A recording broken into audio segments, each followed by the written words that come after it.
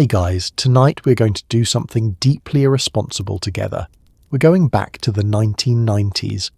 Not the soft focus version with the good flannel and the Lisa Frank binders, but the actual 90s, the decade that looked fun from the outside and was quietly feral on the inside. We're talking about the pop culture that millions of people consume daily without reading the label first. The stuff that shaped your childhood, your taste in music, your relationship with your body, and your entire concept of what a normal human being was supposed to look, sound, and act like.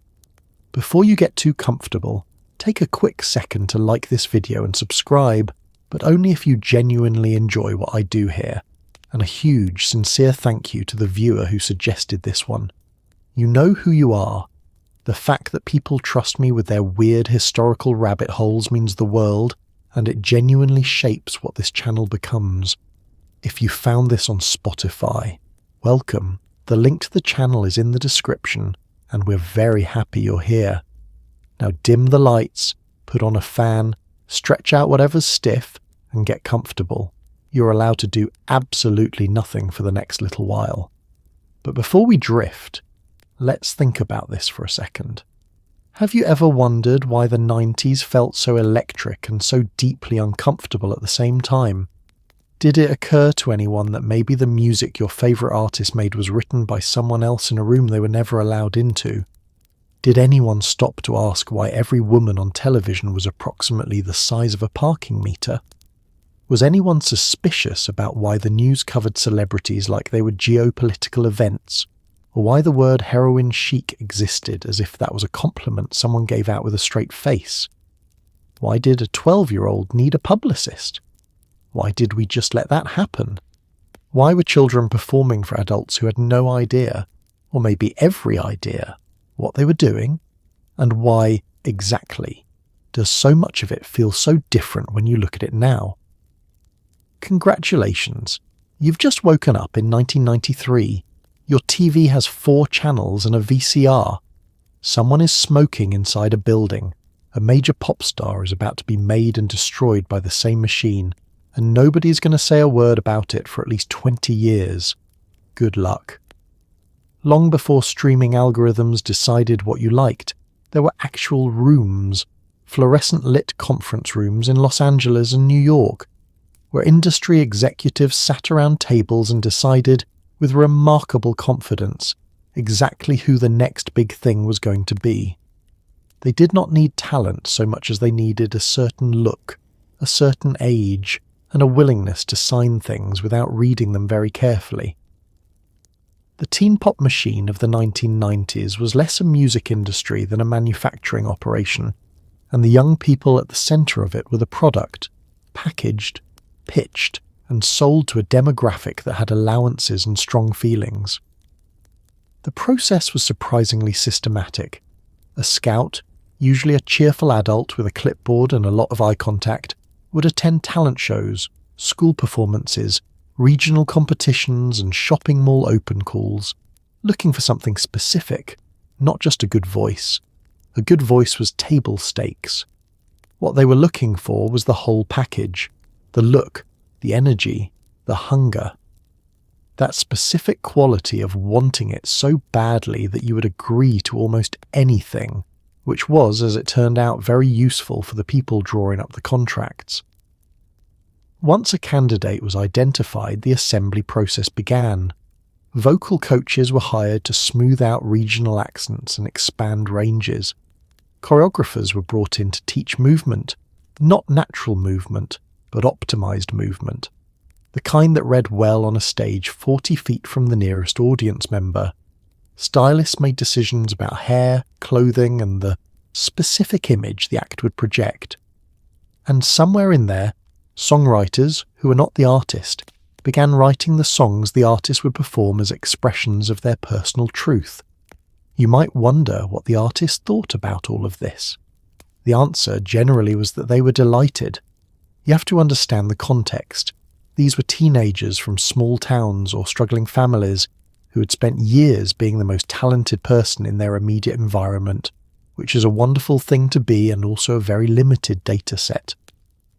The idea that professionals in actual offices in actual cities thought they were special enough to invest in, that feeling was intoxicating. It made the control feel like care.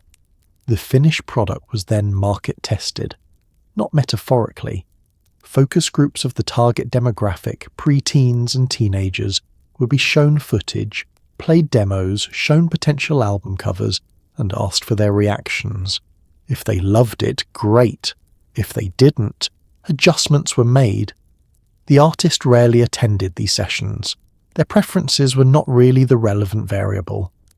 What the 90s teen pop machine understood, with impressive clarity, was that its consumers were at a specific developmental stage, forming identity, attaching emotionally to cultural figures, desperately seeking belonging, and that these qualities could be commercially addressed.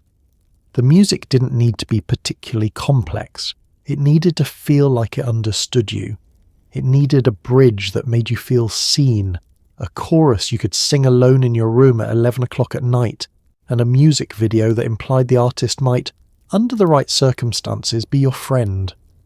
The artists themselves were often genuinely talented, which was almost beside the point. Their talent was real. Their circumstances were constructed.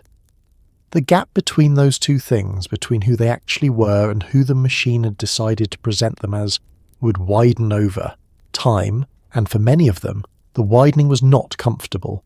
But in 1993, 1994, standing under stage lights, with their names on a marquee for the first time, most of them were not thinking about the gap. They were thinking about how good the lights felt. And the lights, at least, were real. If you were a teenager in the 90s and someone handed you a recording contract, the odds were very good that you were about to sign away a significant portion of your future earnings, your creative control, and possibly your name, in exchange for the privilege of being famous. The standard record deal of that era was a document so unfavourable to the artist that music lawyers today use it as a kind of cautionary exhibit. Artists owed the label for everything: recording costs, marketing, the bottled water on the tour bus, and all of it came out of the artist's share before they saw a single dollar. The standard deal was called a 360 deal in its later evolution, but the 90s version had its own elegant brutalities. A label would sign an artist to a multi-album contract. 7 albums was not unusual, with options that the label, and only the label, could exercise. This meant the label could keep you for 7 albums if things were going well, or drop you after 1 if they weren't, and you could not leave either way.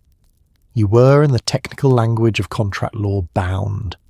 In the plain language of daily life, you were stuck. Recording costs were advanced by the label, and then recouped from royalties. Recoupment sounds fair until you understand the math.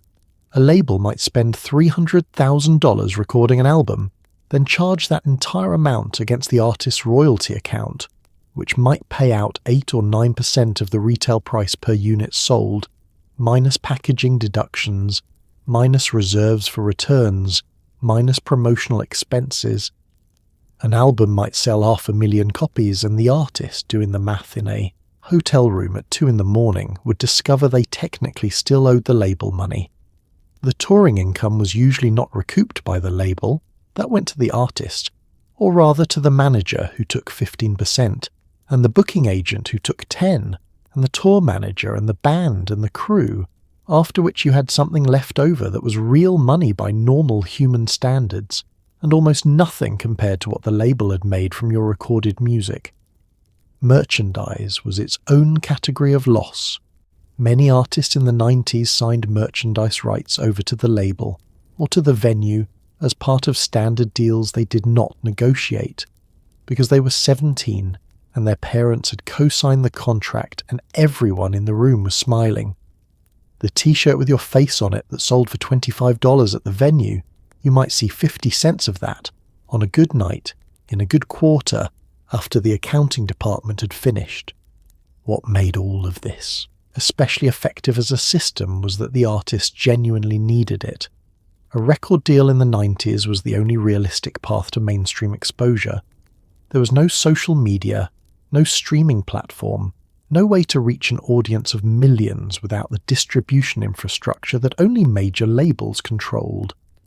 The deal was exploitative, and it was also, in a very real sense, the only game in town. Refusing to sign meant remaining unknown. Signing meant submitting to terms that a bankruptcy attorney would describe as concerning.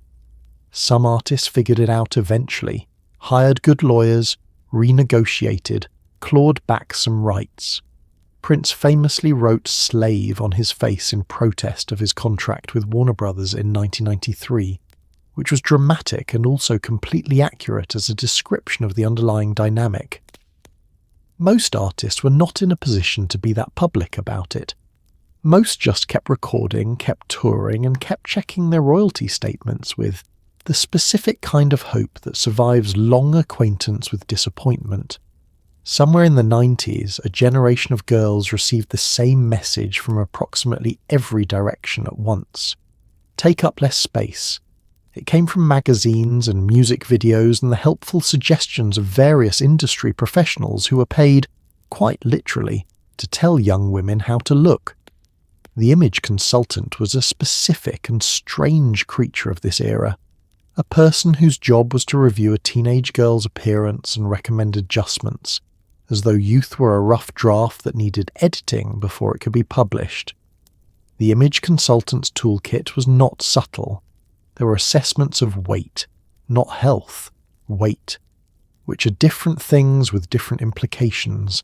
There were recommendations about clothing that would minimize certain features and emphasize others, with the implicit understanding that the features being minimized were the ones that most naturally occurred on a human body engaged in the business of existing. There were notes about posture, about hairstyle, about the specific shade of blonde that photographed most commercially. What made this particularly effective as a system was the language it used. The feedback was never cruel, technically. It was professional. It was framed as guidance, as investment, as the kind of honest mentorship a young woman needed if she wanted to succeed in a competitive industry. The message that your body, as it naturally existed, was a problem to be managed arrived wrapped in the vocabulary of opportunity and care. You could be angry about criticism. It was much harder to be angry about someone investing in your potential. The girls receiving this guidance were usually in the company of parents who had agreed to it, which added a layer of complexity. A parent signing their child up for image consulting was not a monster. They were someone who believed the industry's framing that this was how things worked, that this was what you did, that the alternative was their child being disadvantaged relative to other young performers whose parents had made the same calculation. The industry had successfully normalized its own requirements. The physical standards being enforced were notable for how specifically they excluded the physical reality of adolescence.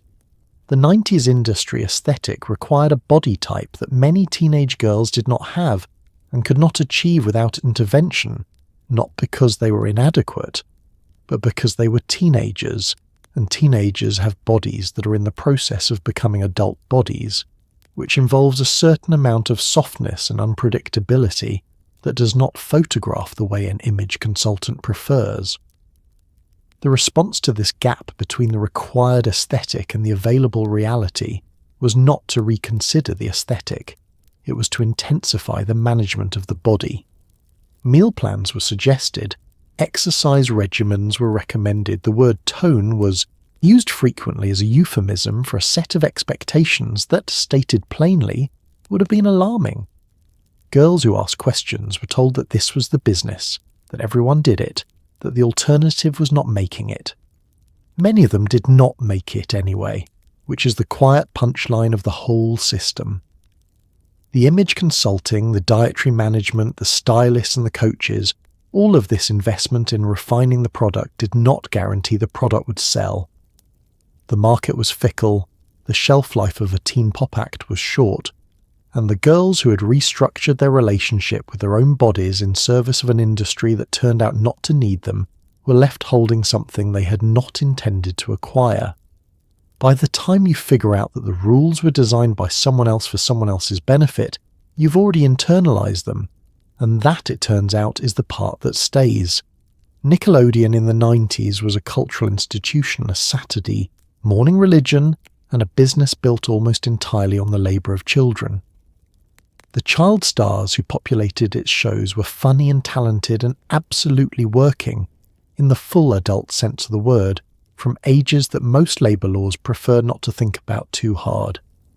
Behind the slime and the orange logo was a production pipeline that ran on tight schedules, long hours, and the renewable resource of enthusiastic young people who wanted very much to be on television.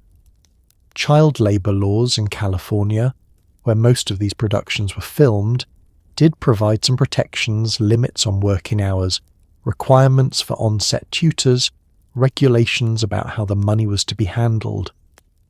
What the laws could not fully account for was the social and psychological texture of the working environment, what it felt like to be 10 years old and responsible for a production schedule, to understand that if you couldn't perform on a given Tuesday, 100 adults were standing around waiting on your behalf. The audition to production pipeline was efficient. A child would audition, get the part, and arrive on set to find that the casual improvisational energy of a Nickelodeon program was actually a carefully choreographed production, with call times and script revisions and the specific brand of pressure that does not feel like pressure when you're young because it's also genuinely exciting. The excitement and the pressure were not separate things. They were the same thing, and one of them would eventually outlast the other. The financial arrangements varied considerably. Some child actors were paid well enough that, under California's Coogan law, legislation passed in the 1930s specifically to protect child performers after Jackie Coogan discovered his parents had spent his entire fortune. A portion of their earnings was protected in a trust. Other arrangements were less straightforward. The Coogan law required that 15% of earnings be set aside, which means it permitted 85% to be handled by adults whose interests were not always identical to the child's. The social environment of a child acting career had its own peculiar texture. Your co-workers were other children, which was fun. Your supervisors were adults who needed you to deliver consistent performances and who had strong professional opinions about whether you were delivering them.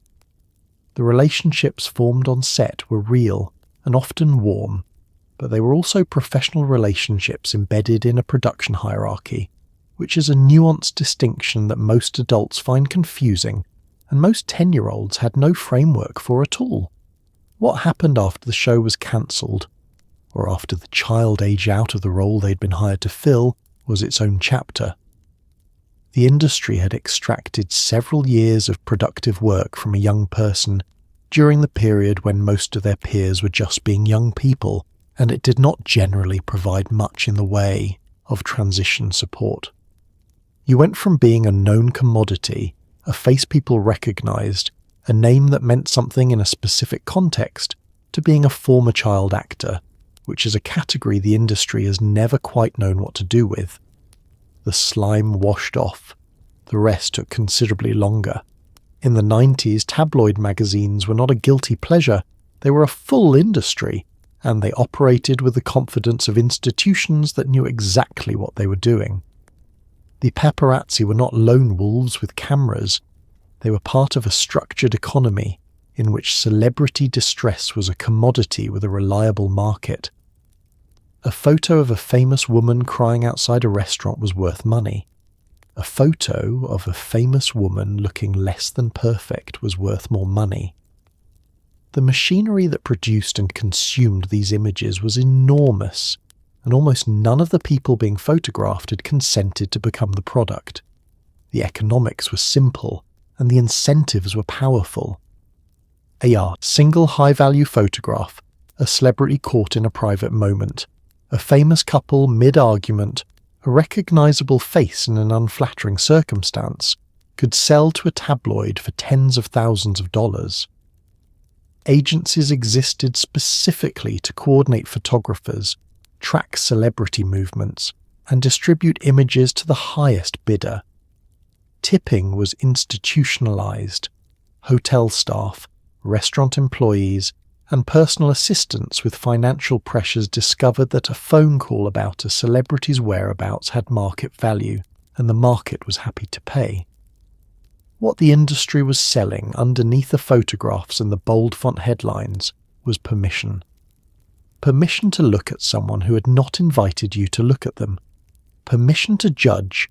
Permission to feel briefly superior to a person who was, by most objective measures, living a better material life than you were. The tabloid's genius was that it converted envy into contempt and then sold contempt back to the envious. The famous person crying was not a person in pain.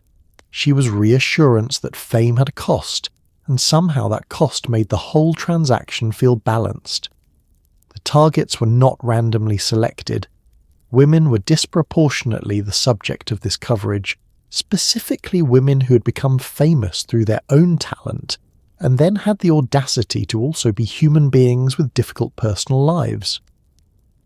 A male celebrity in personal crisis was a troubled genius.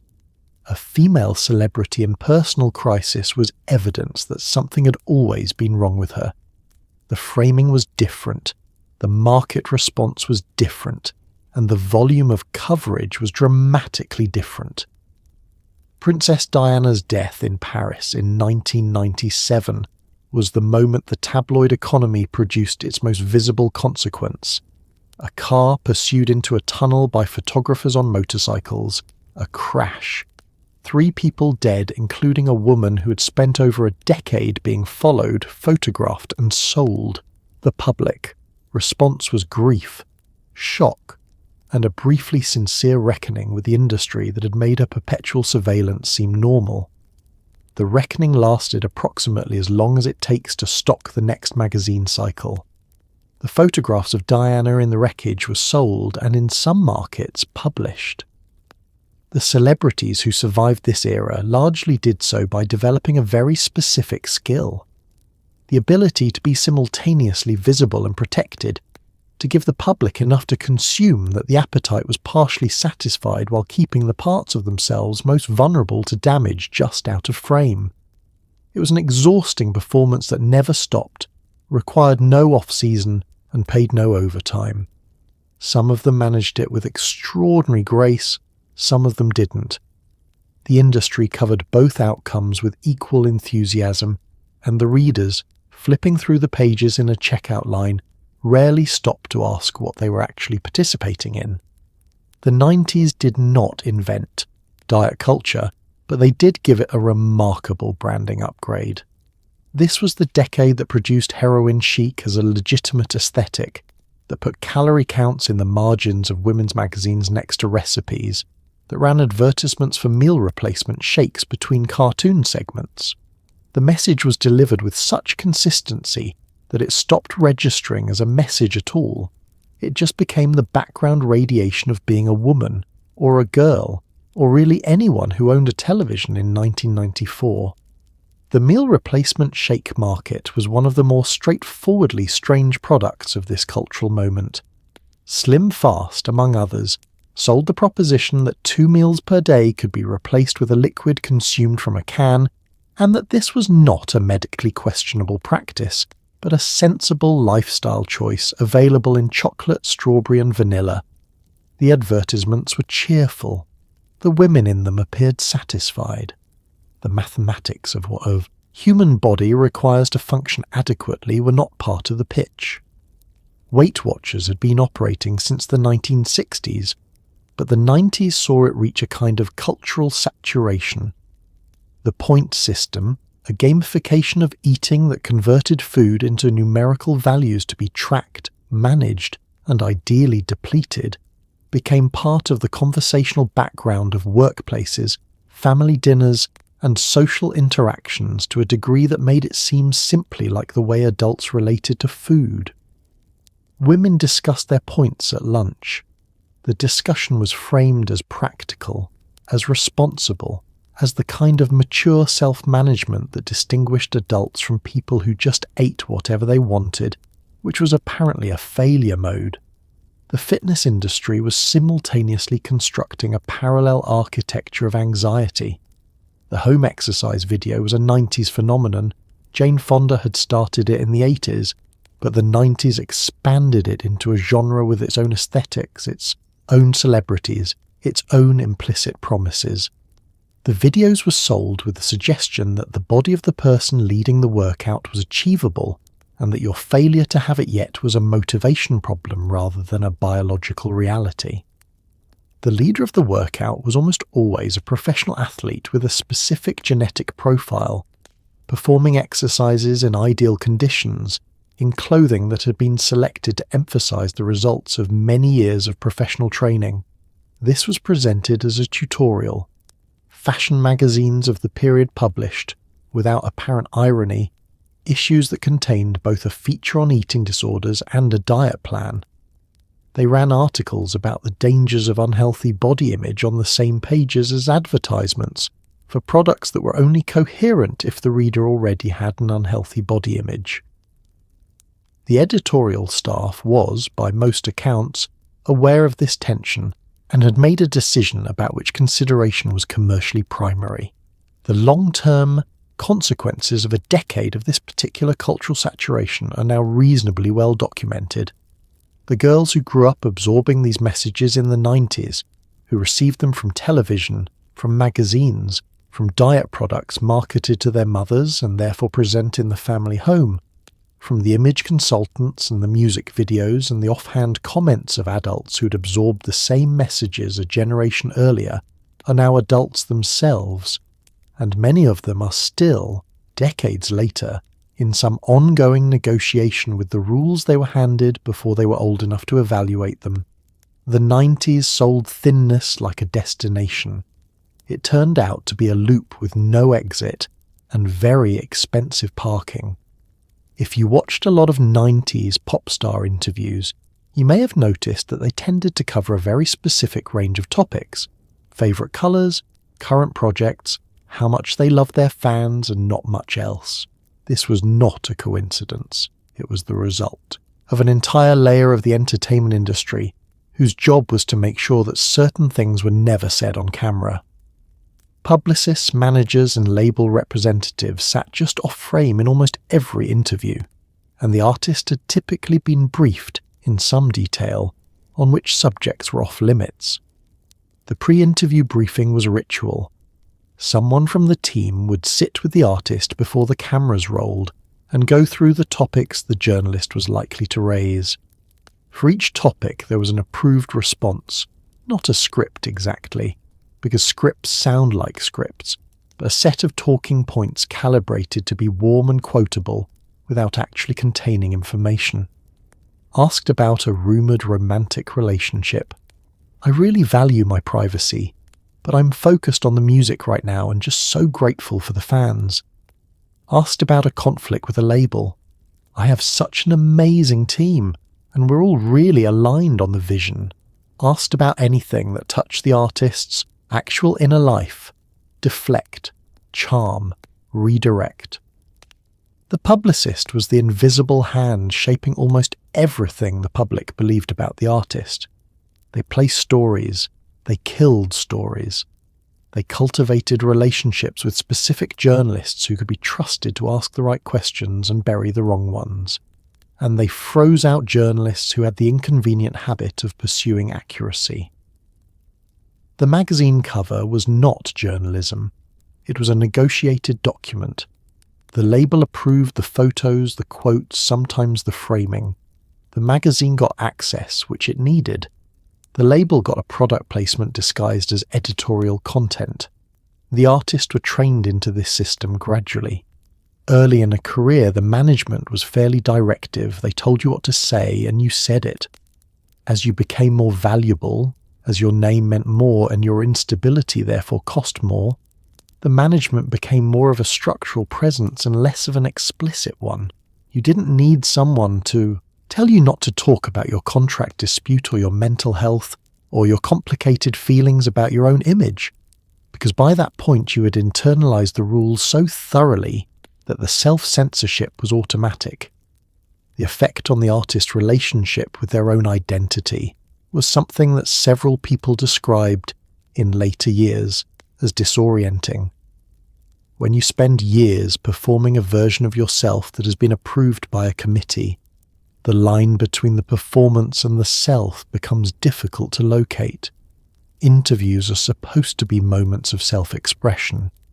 These were performances of self-expression, technically indistinguishable from the real thing and functionally quite different.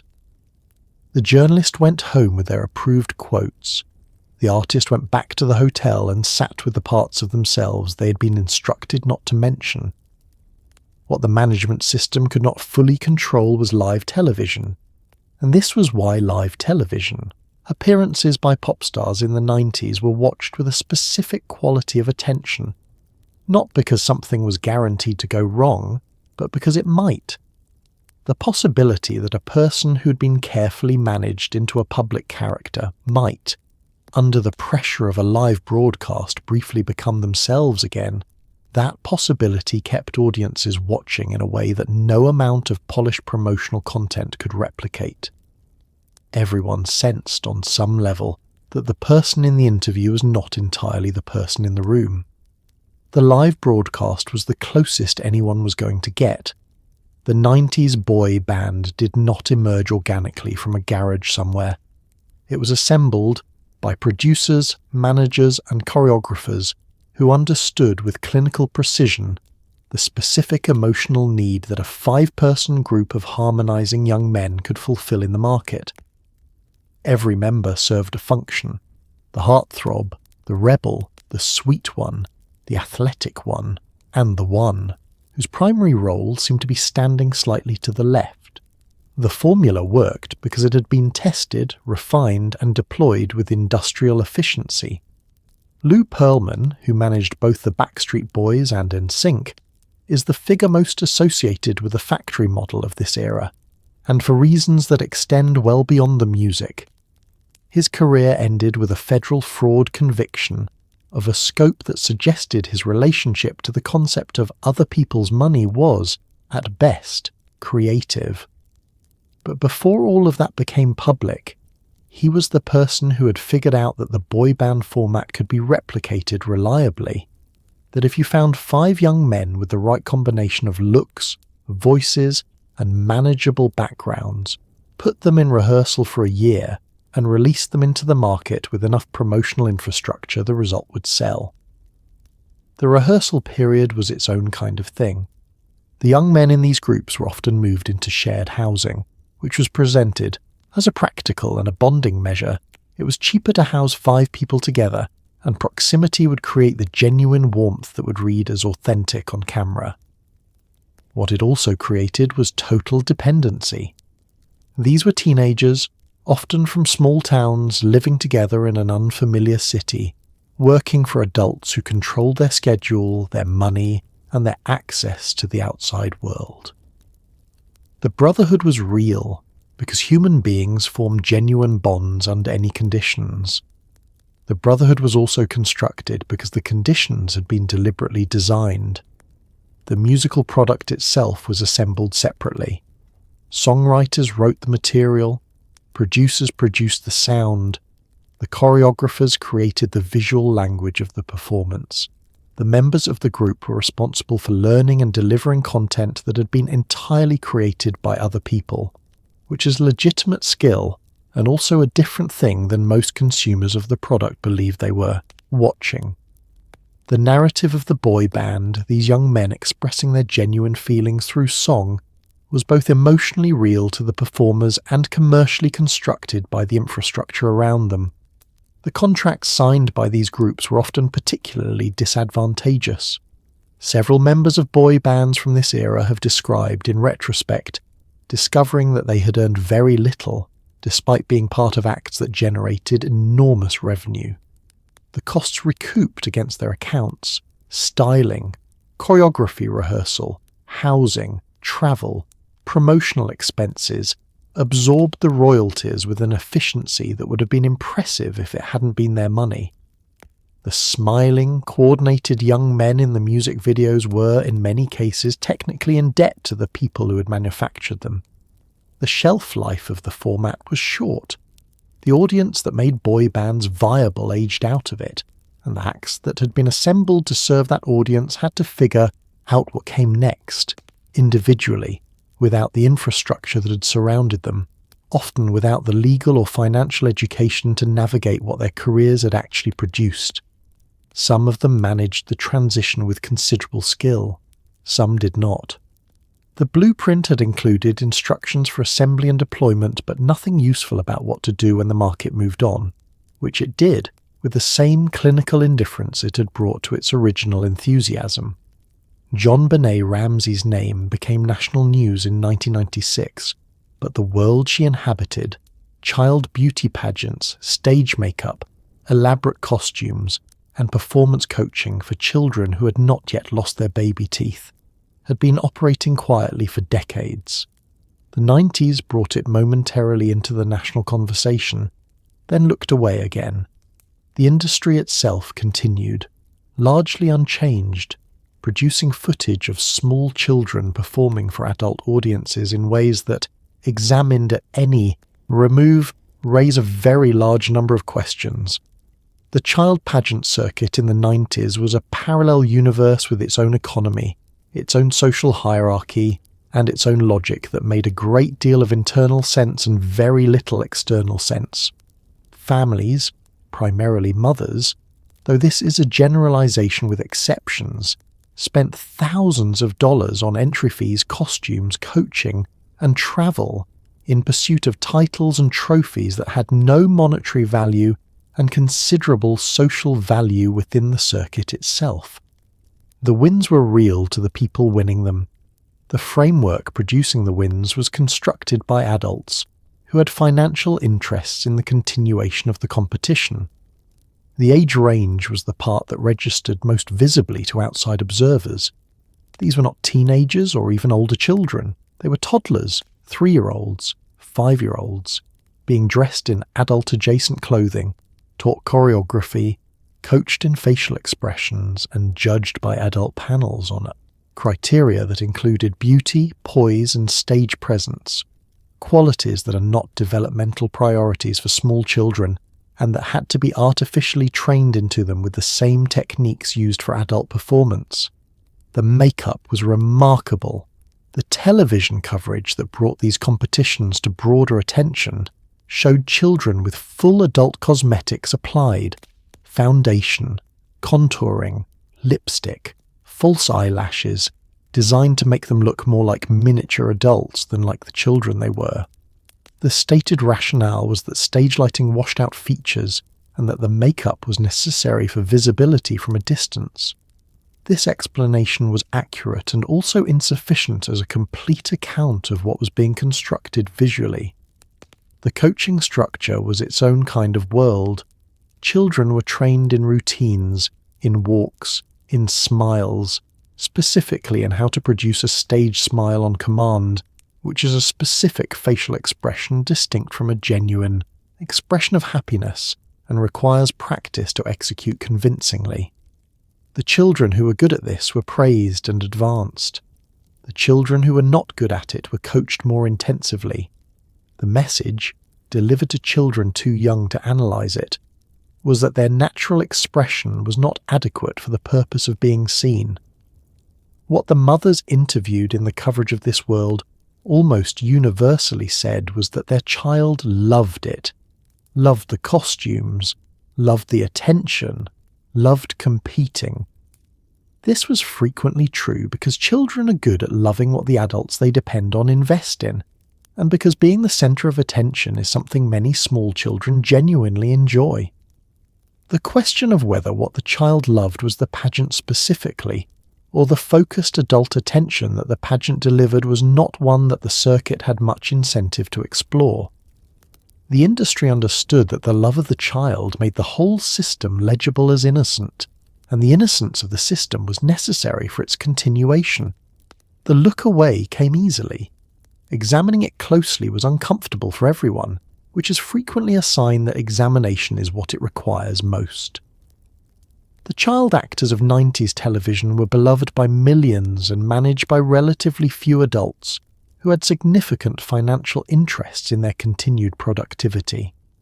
Many of them would later describe their working environments in terms that did not match the warm, family-friendly tone of the shows they appeared in.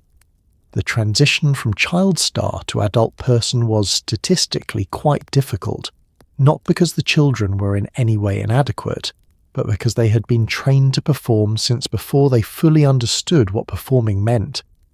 The set environment on its surface was often genuinely fun.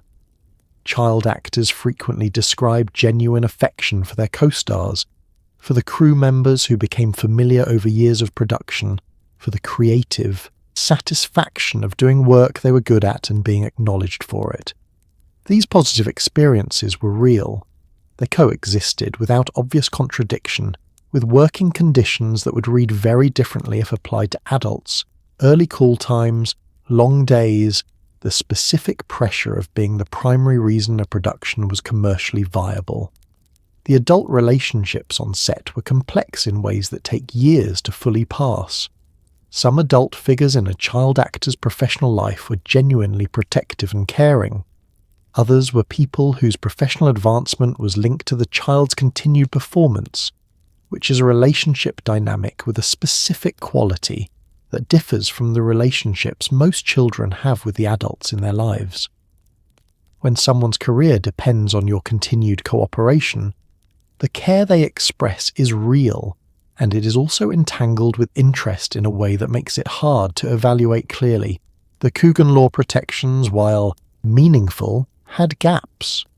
California required the 15% trust set aside, but the remaining 85% was handled by parents or guardians who range from financially sophisticated and protective to the opposite. A parent managing a child's earnings without financial education, under financial pressure, in an environment where there was always a next project being discussed and always a reason to reinvest in the career, was not in the strongest position to advocate for the child's long-term economic security. Some child actors reached adulthood to discover that the money they had assumed was waiting for them had been spent, not maliciously, usually, but spent. The psychological architecture of growing up on camera is something that several former child stars have described in interviews that took place many years after the fact, when they finally had language for it. When your identity is constructed publicly, when the version of you that exists in the world is a character you are paid to portray, the development of a private self, the ordinary, boring, personal self that most people build through adolescence without an audience, is complicated. You know who the character is. You're less sure sometimes about who you are when the cameras aren't on, because for significant portions of your development, the cameras were always on. The industry, when child stars aged out of their roles, or publicly struggled, tended to cover it the same way it covered everything else, as content. The child star's difficult adolescence, the substance abuse, the erratic public behaviour, the desperate attempts to prove adult relevance, all of it was consumed with the same appetite that had originally been directed at their charm. The audience had not signed up for any particular outcome. They had signed up for entertainment, and the former child star's struggle was, unfortunately, also entertaining. Nobody issued a formal acknowledgement that the difficulty might have structural origins. That would have complicated the consumption. The 90s produced a generation of young women with eating disorders at rates that would have alarmed anyone paying attention, and some people were paying attention, but the cultural machinery that was producing the problem was generating significantly more revenue than the people trying to address it. Fashion magazines showed one kind of body, television showed another. Toy manufacturers produced a third, and somewhere in the middle of all that messaging, a generation was trying to figure out what they were supposed to look like, and concluding, almost unanimously, that they weren't quite there yet. Barbie, to take the most discussed example, had been around since 1959, but her proportions and cultural saturation in the 90s were still producing the same mathematical problem they always had.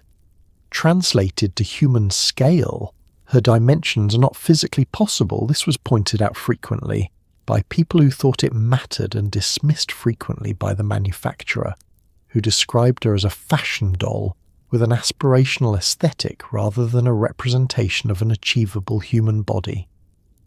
The distinction is real. It did not appear to be reassuring to the 7-year-olds playing with her. The fashion industry's mid-90s shift toward the heroin chic aesthetic, thin to the point of appearing unwell, pallid, expressionless, was noted at the time and defended on aesthetic grounds. President Clinton made a public statement about it in 1997, which was the kind of intervention that acknowledged the problem without producing any mechanism for addressing it.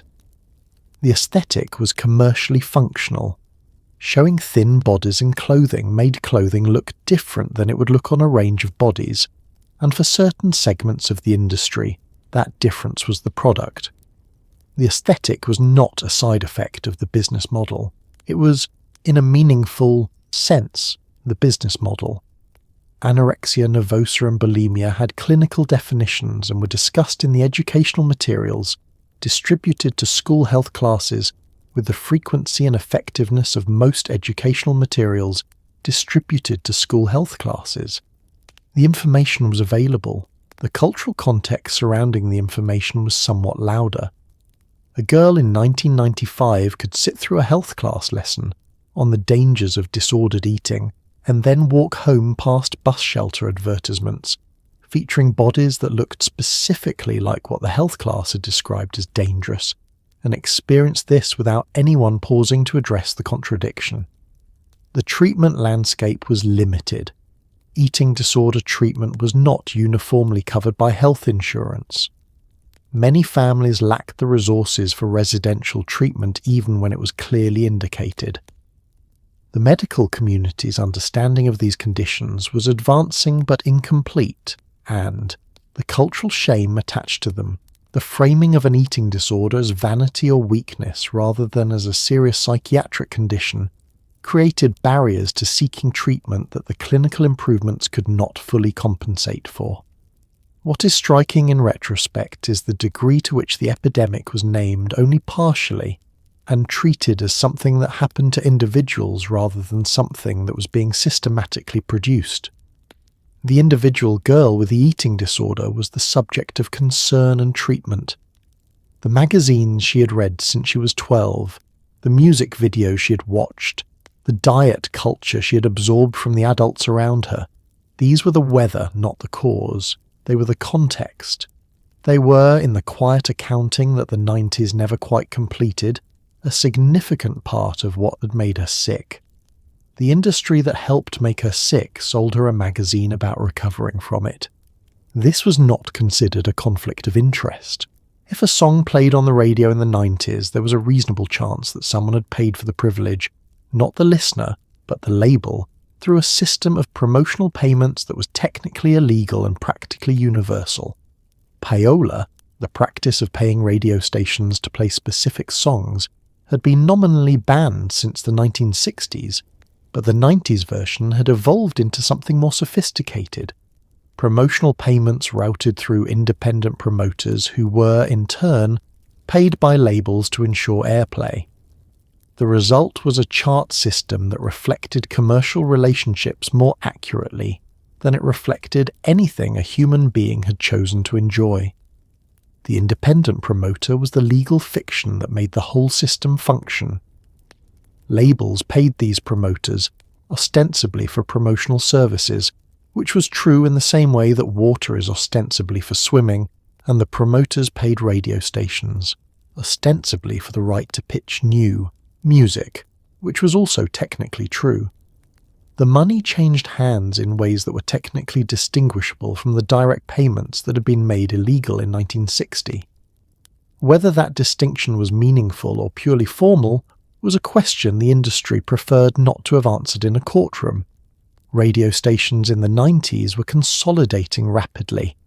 The Telecommunications Act of 1996 removed most of the ownership limits that had previously prevented any single company from controlling large numbers of stations, and the result was a wave of consolidation that produced enormous radio networks owned by a handful of corporations. Clear Channel, which would eventually become a Heart Media, was the most visible example, a company that grew from 36 stations before the Act to over 1,000 within a few years. The consolidation created efficiencies, and it also created a much smaller number of decision-makers controlling what a very large portion of the country heard on the radio.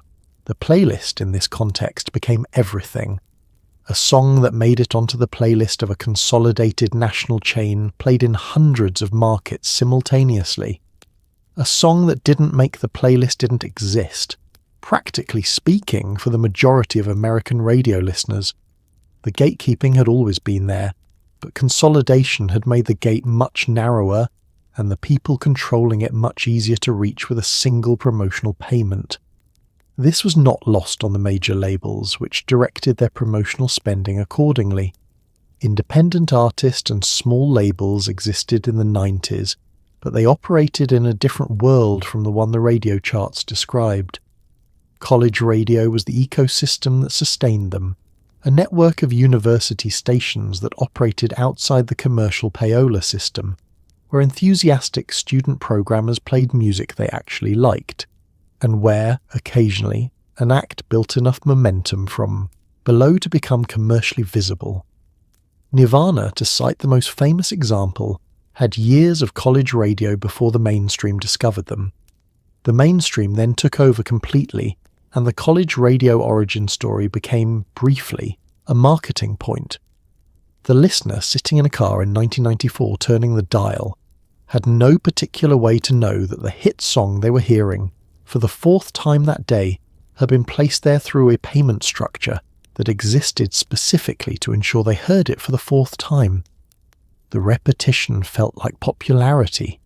The popularity was partly constructed. The feeling of something being everywhere was, in a meaningful sense, a product that had been purchased. It worked because familiarity is genuinely pleasurable, and the industry understood this and deployed it deliberately, and you hummed along because the song really was catchy, which is the part where it gets hard to be completely cynical. The song was good, the system was not. Both things were true simultaneously, and the radio played on. There's a version of Britney Spears' story that is told as a personal tragedy, but the more uncomfortable version, which is also the more accurate version, is a structural one. She was not undone by her own instability. She was processed by a machine that extracted value from her as efficiently as possible, and offered very little in return, including privacy, autonomy, and the basic courtesy of being treated as an adult with opinions. The 90s built her into an icon. The 2000s watched what happened next, largely without intervening. She was 11 years old on Star Search. She was 12 on the Mickey Mouse Club. She was 17 when Baby One More Time was released, dressed in a schoolgirl costume that adults had selected and photographers had lit, and the discomfort that some people felt about the image was noted briefly in some cultural commentary, and then submerged beneath the commercial reality that the record was selling in quantities that made discomfort an inconvenient response. The machinery had a momentum that individual unease could not interrupt. The marketing of Britney Spears was built on a contradiction that the industry never acknowledged and the press amplified with enthusiasm. She was presented simultaneously as sexually available. The choreography, the costuming, the iconography of the videos, and as personally pure, a virgin, a good girl from Louisiana who went to church. These two presentations were both commercially useful and mutually exclusive, and managing that contradiction in public, under constant scrutiny, while working an international touring and promotional schedule, while being photographed every time she left a building, was asked of a person who was, for most of this period, a teenager. The press treatment escalated in proportion to her visibility, and then, when she began to show signs of struggling, the treatment did not become more humane, it intensified. The coverage of her most difficult period, approximately 2007, is available in archives that are now very uncomfortable to read. The clinical language of public speculation about her mental health. the photographs taken by photographers who had followed her to her most private moments, the late-night jokes, the magazine covers, the people who positioned themselves as concerned while producing content that was, functionally, predatory. The conservatorship established in 2008, a legal arrangement that placed her personal and financial life under her father's control, was approved by a court and went largely unexamined by the press and public for over a decade. The arrangement had been presented at its establishment as a protective measure for someone in crisis. The question of whether a protective measure needed to remain in place for 13 years, whether it was still functioning as protection or had shifted into something else, was not one that attracted significant attention until a documentary and a social media campaign made ignoring it untenable. The Framing of Britney documentary came out in 2021, and what it documented, the structure of control, the financial arrangements, the years of a competent adult woman being legally prevented from making decisions about her own life, produced a public response that included genuine anger, and also, audible beneath the anger, something like recognition.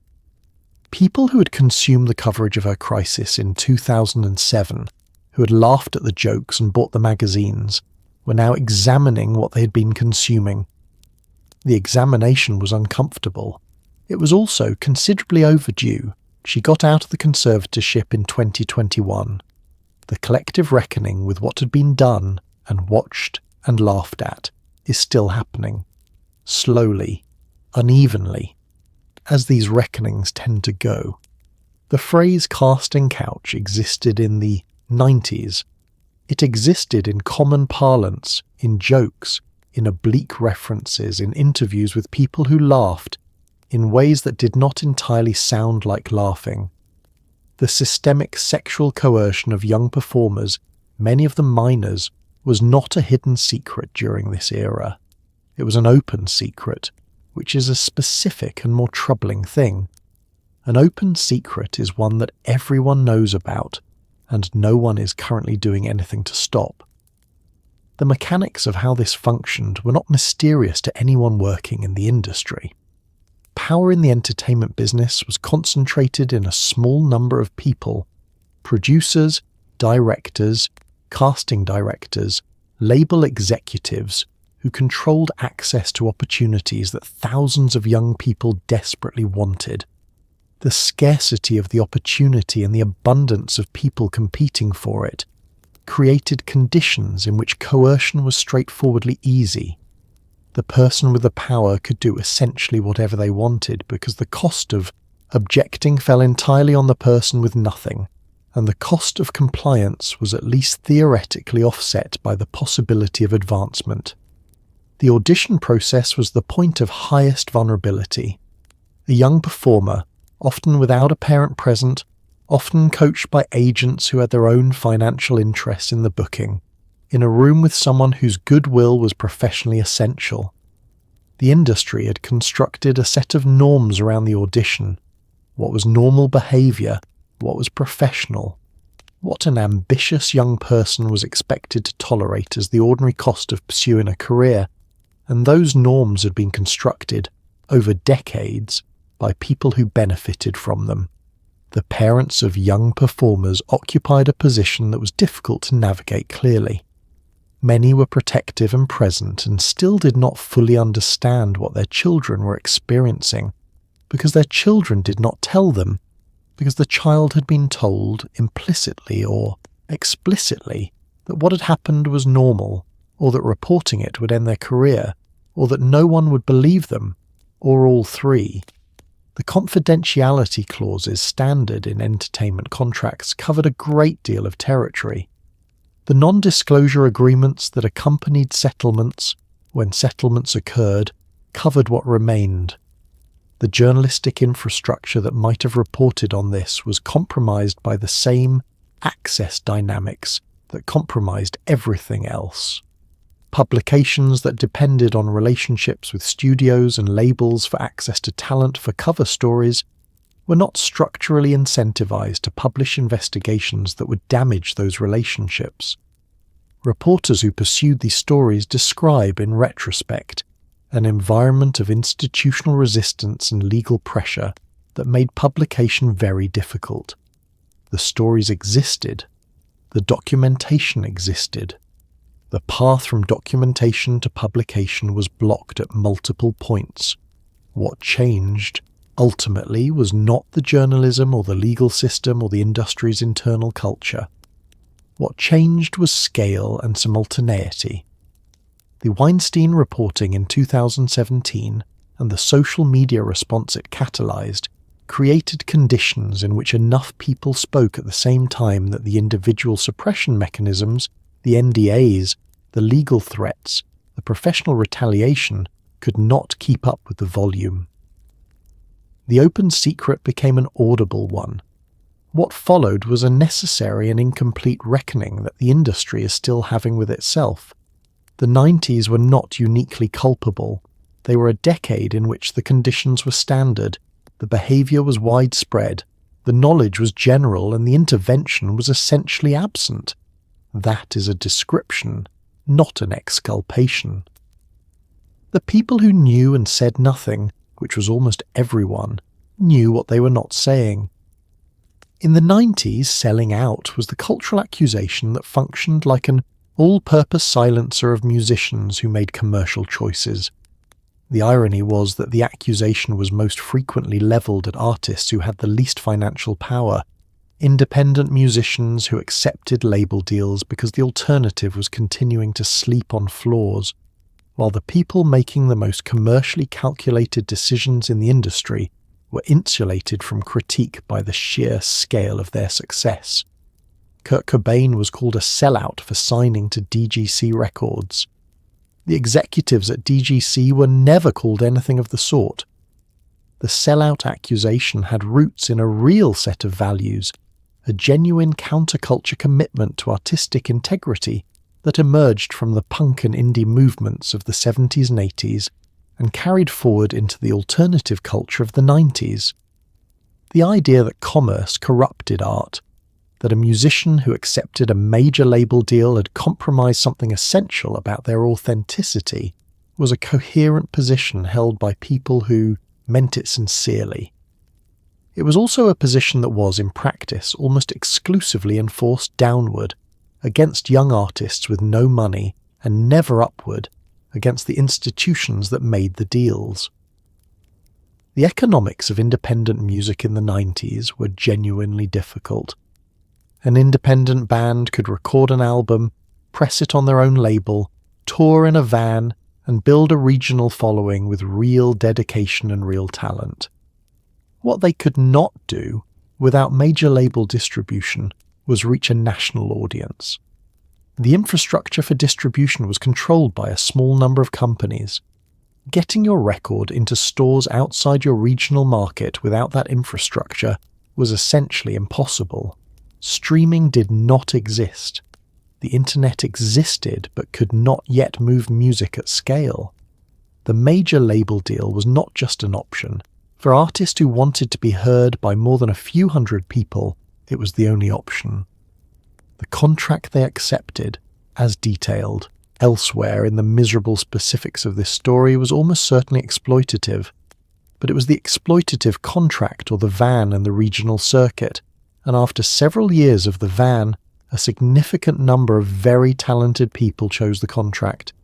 They were then accused by people who owned all their records and owned several pieces of merchandise, and had attended every local show of betraying the values those records and merchandise and shows had represented.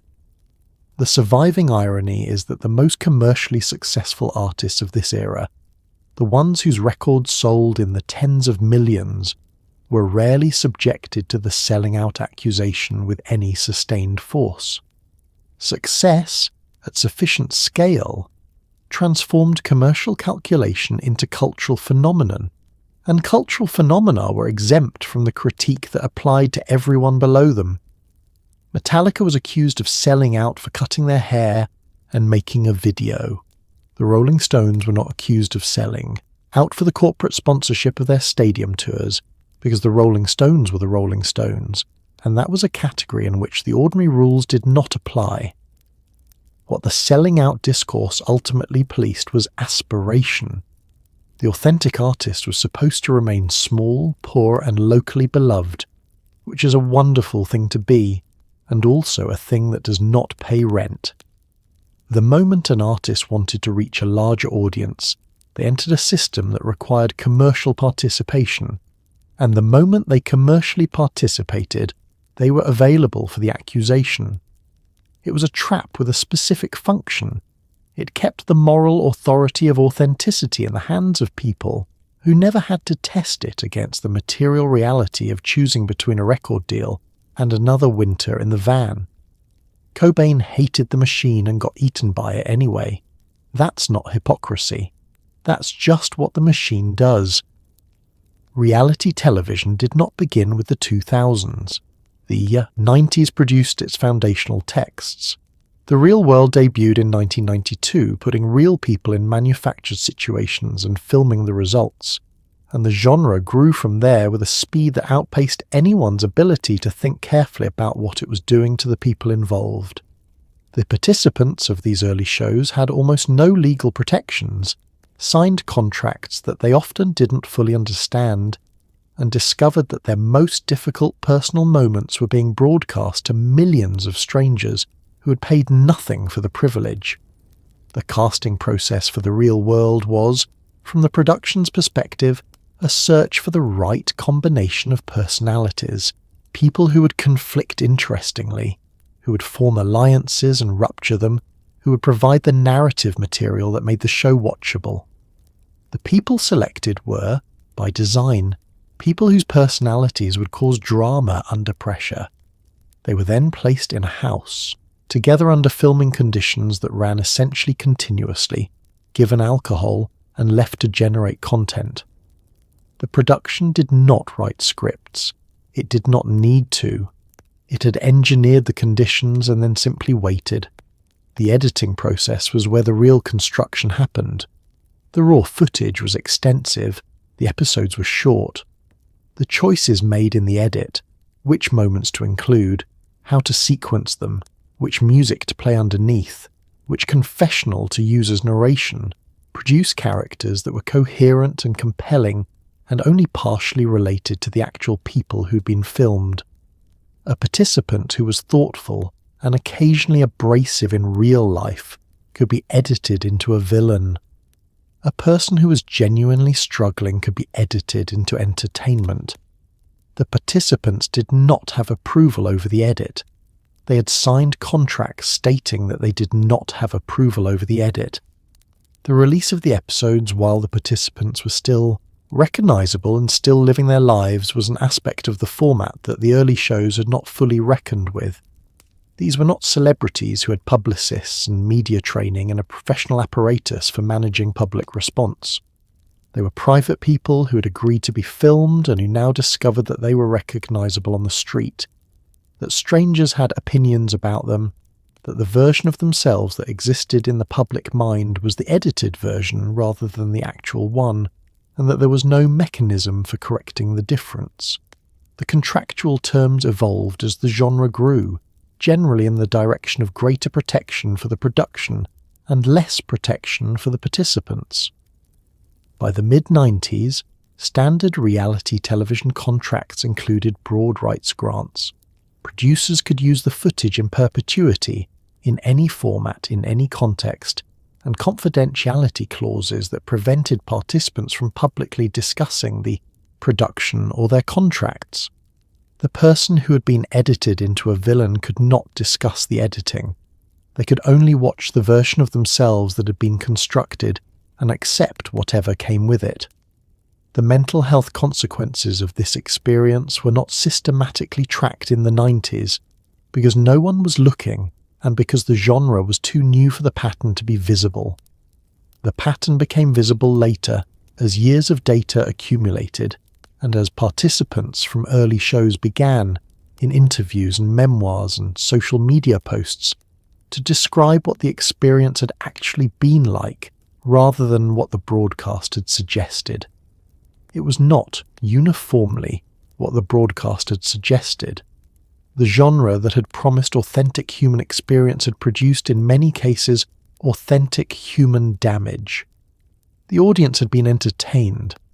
The entertainment had been generated by real people in real pain, which the production understood was the format, and which the audience understood on some level was the appeal, and which nobody at the time was particularly eager to say out loud.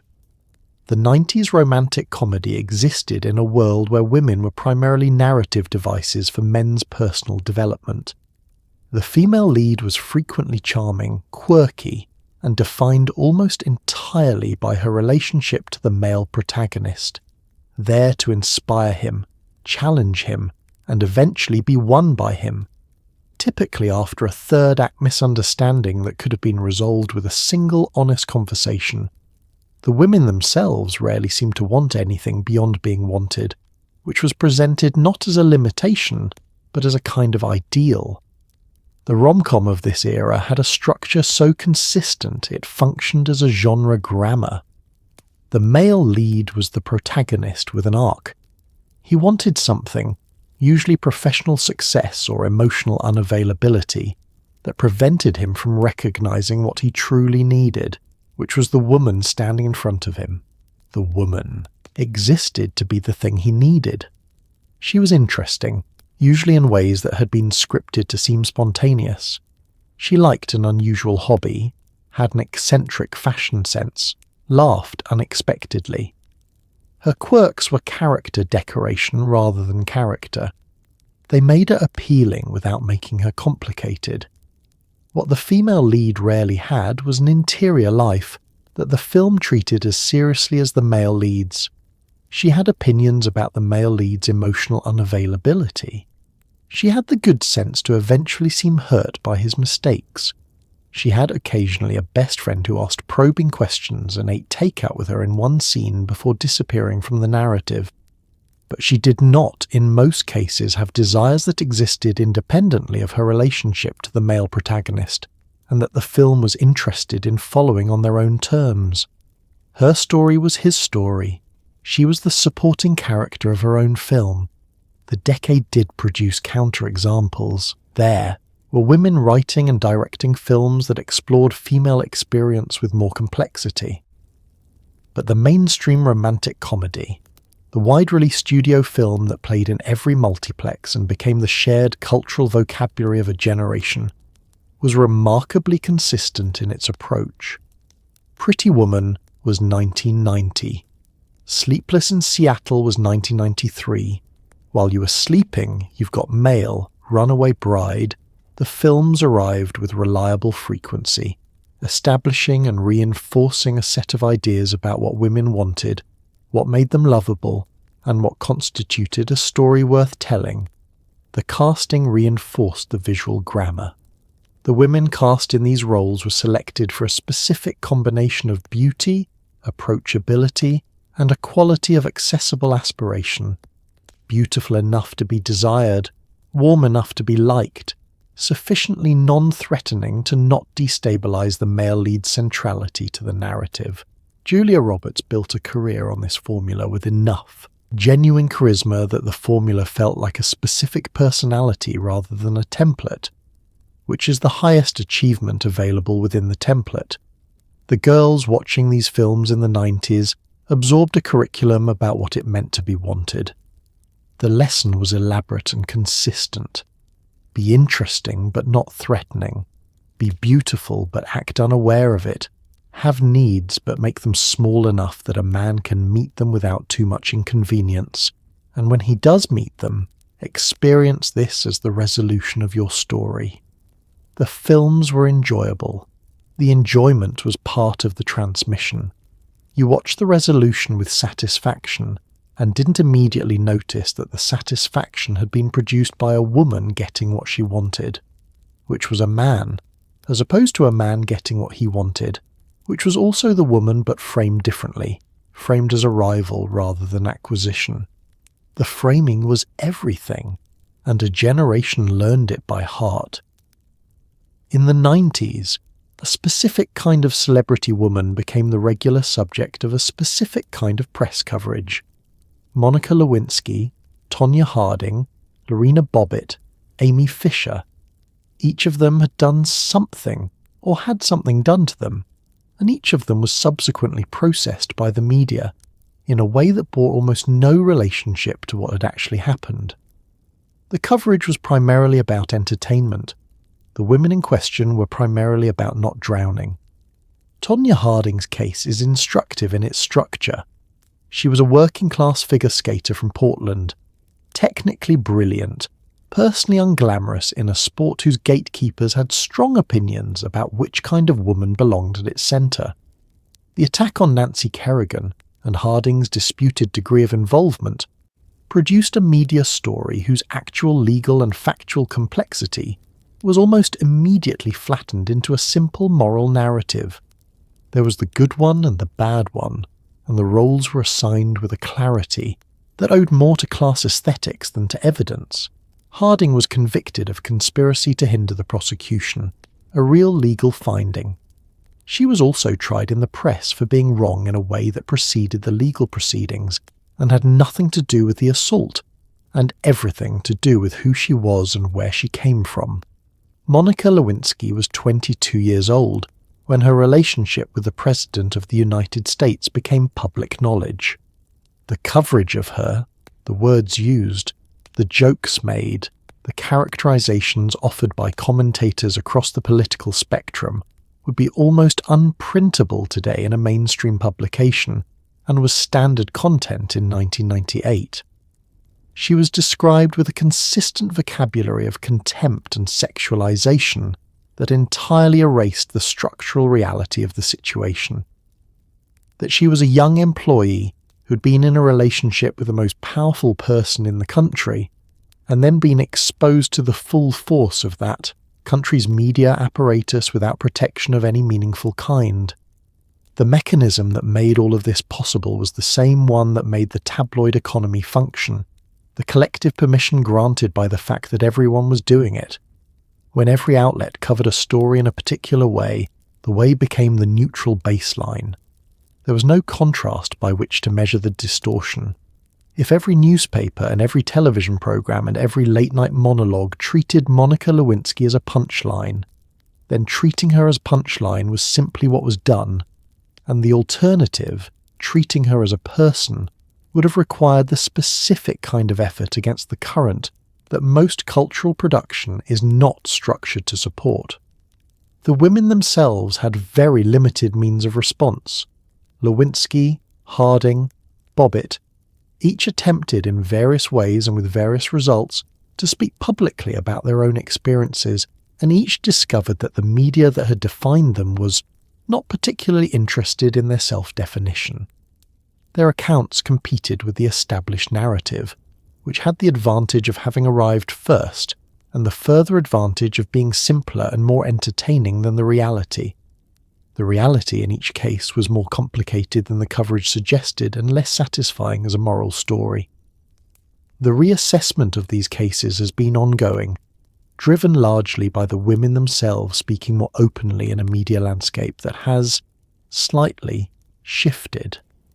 Harding's documentary and the film Tonya produced something resembling a revisionist cultural moment.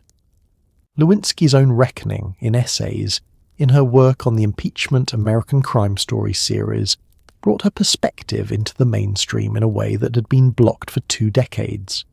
The reassessment does not erase what was done. It does allow the people who were consumed to offer their own account of the consumption, which is a minimal dignity that arrived approximately 25 years late. The music video was, among other things, a delivery mechanism for a very specific set of ideas about whose body was interesting, whose body was acceptable, and what bodies were fundamentally for.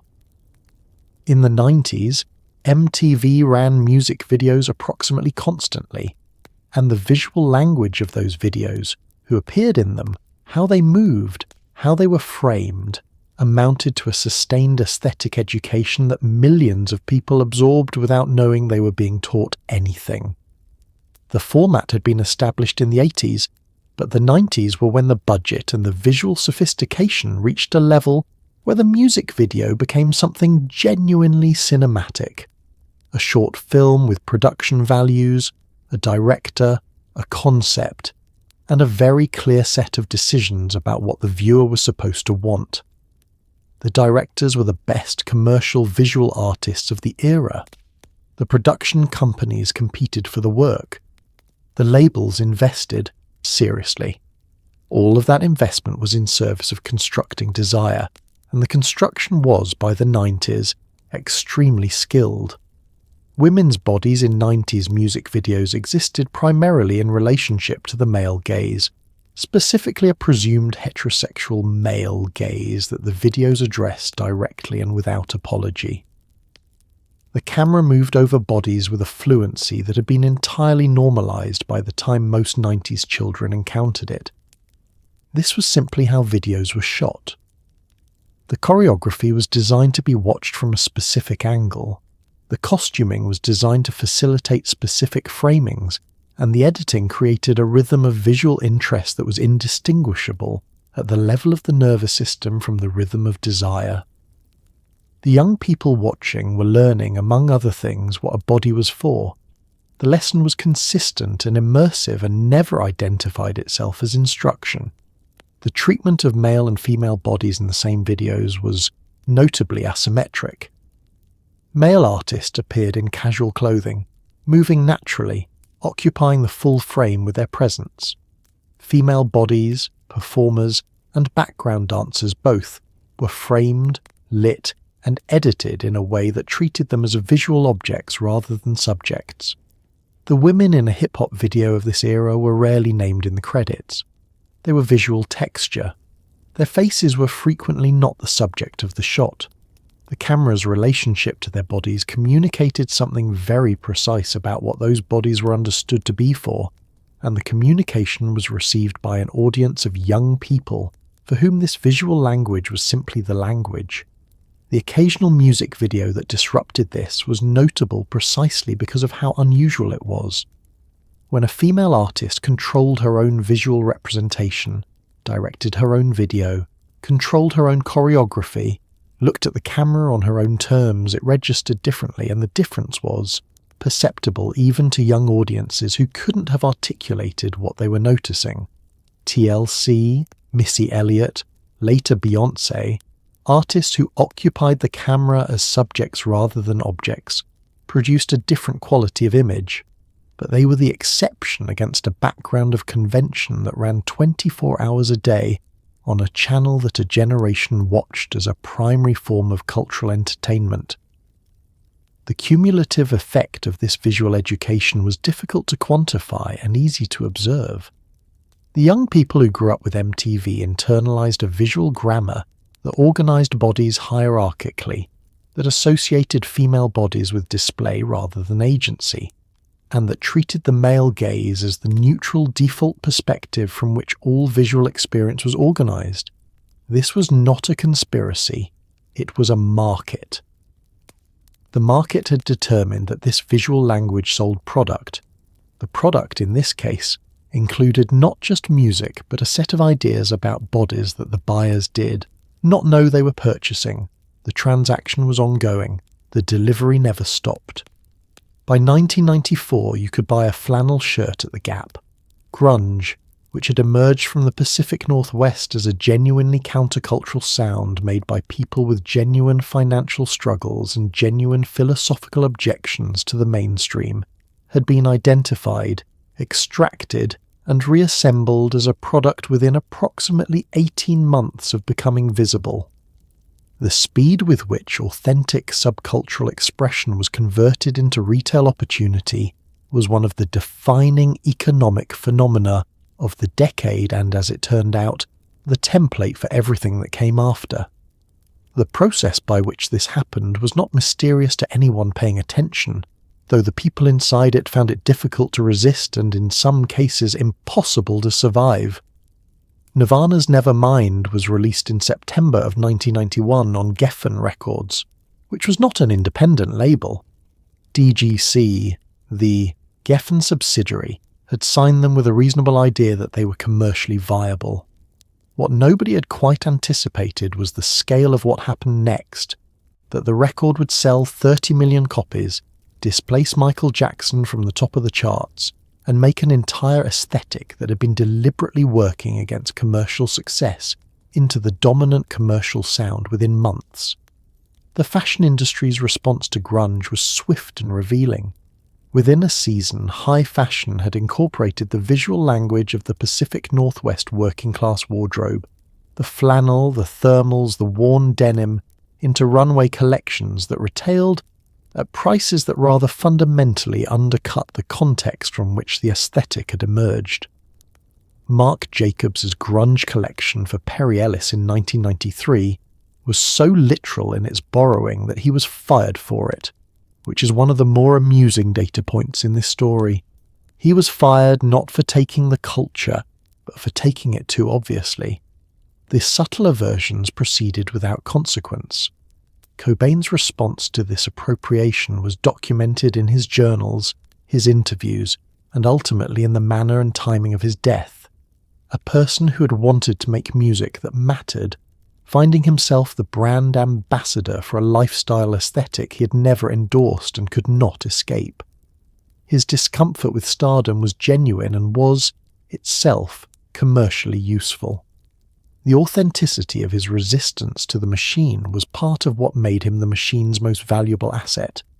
The industry had acquired not just a musician, but a symbol of anti-commercial feeling, which it marketed with considerable commercial efficiency.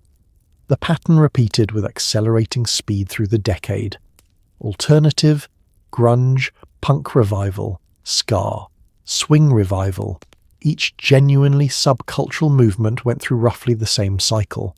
Emergence, discovery, mainstream adoption, dilution, and residual marketing of the original symbolic value. The discovery phase shortened with each iteration as the cultural scouts, A&R representatives, marketing departments, trend forecasters, became more efficient at identifying subcultural movement early. The time between a sound being underground and that sound being in a television commercial went from years to months. What the cycle produced, beyond the obvious commercial returns, was a specific cynicism in the young people watching it happen. The generation that grew up in the 90s developed an early and sophisticated ability to identify the co-opting of countercultural signifiers, and then continued to purchase the co-opted products anyway, because the products were good and because purity was expensive and because the alternative was wearing something that hadn't been thoroughly compromised yet, which was a category that kept shrinking. The flannel was at the Gap. You needed a shirt. Sometimes the most you could do was know what you were buying and buy it anyway, which is not rebellion and is also, as the decade conclusively demonstrated, not the worst available option. Total Request Live debuted on MTV in 1998 and was presented as a pure expression of fan preference, a democratic countdown of the most requested videos, driven by the votes of ordinary music listeners who called in to have their say. It was enormously popular and significantly less democratic than it appeared. The labels understood very quickly that the phone lines could be organised, that fan bases could be mobilised to call repeatedly, and that a coordinated campaign by a major label's promotional department could produce whatever chart result was commercially convenient. The conceit of TRL was that it returned power to the audience. The audience voted, the votes were tallied in real time on camera, and the chart represented the genuine collective preference of American music listeners. This was a compelling narrative in the late 90s, when the internet was beginning to suggest that the audience could have real power in cultural production, that the middlemen could be cut out, that the people at home had genuine agency. TRL staged this idea as television. The packed crowd outside the Times Square studio, holding up handmade signs, screaming at the window, this was the visual language of democratic participation, performed daily in front of a camera and transmitted to the precise demographic that labels most needed to reach. The mechanism of influence was not complicated. Labels had street teams, paid and unpaid promotional workers who organised fan communities, showed up to events and could be mobilized to perform tasks like calling a phone number repeatedly over the course of a broadcast day. A sufficiently well-organized campaign could move a song onto the chart from outside the top 10 through coordinated calling.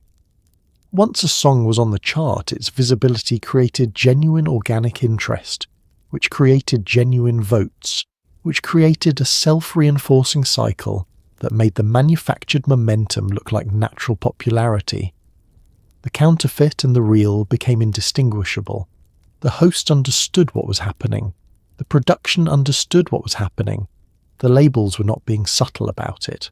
There were documented instances of promotional materials explicitly directing street teams to call TRL, specifying the times to call for maximum impact. The gap between the show's premise and its reality was open enough that everyone inside the building could see through it. The audience outside, holding the handmade signs, was the party for whom the illusion was being maintained. Carson Daly, who hosted TRL through most of its significant cultural run, became one of the most recognizable television faces of the era. The affable young man standing at the window while the crowd screamed and the chart updated and Backstreet Boys beat out whatever was in second place. The affability was real. The chart was managed.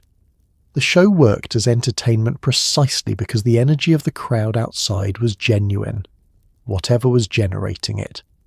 Young people genuinely cared which song was number one. The sincerity of their caring was harnessed by a system that had decided in advance what would benefit from being cared about.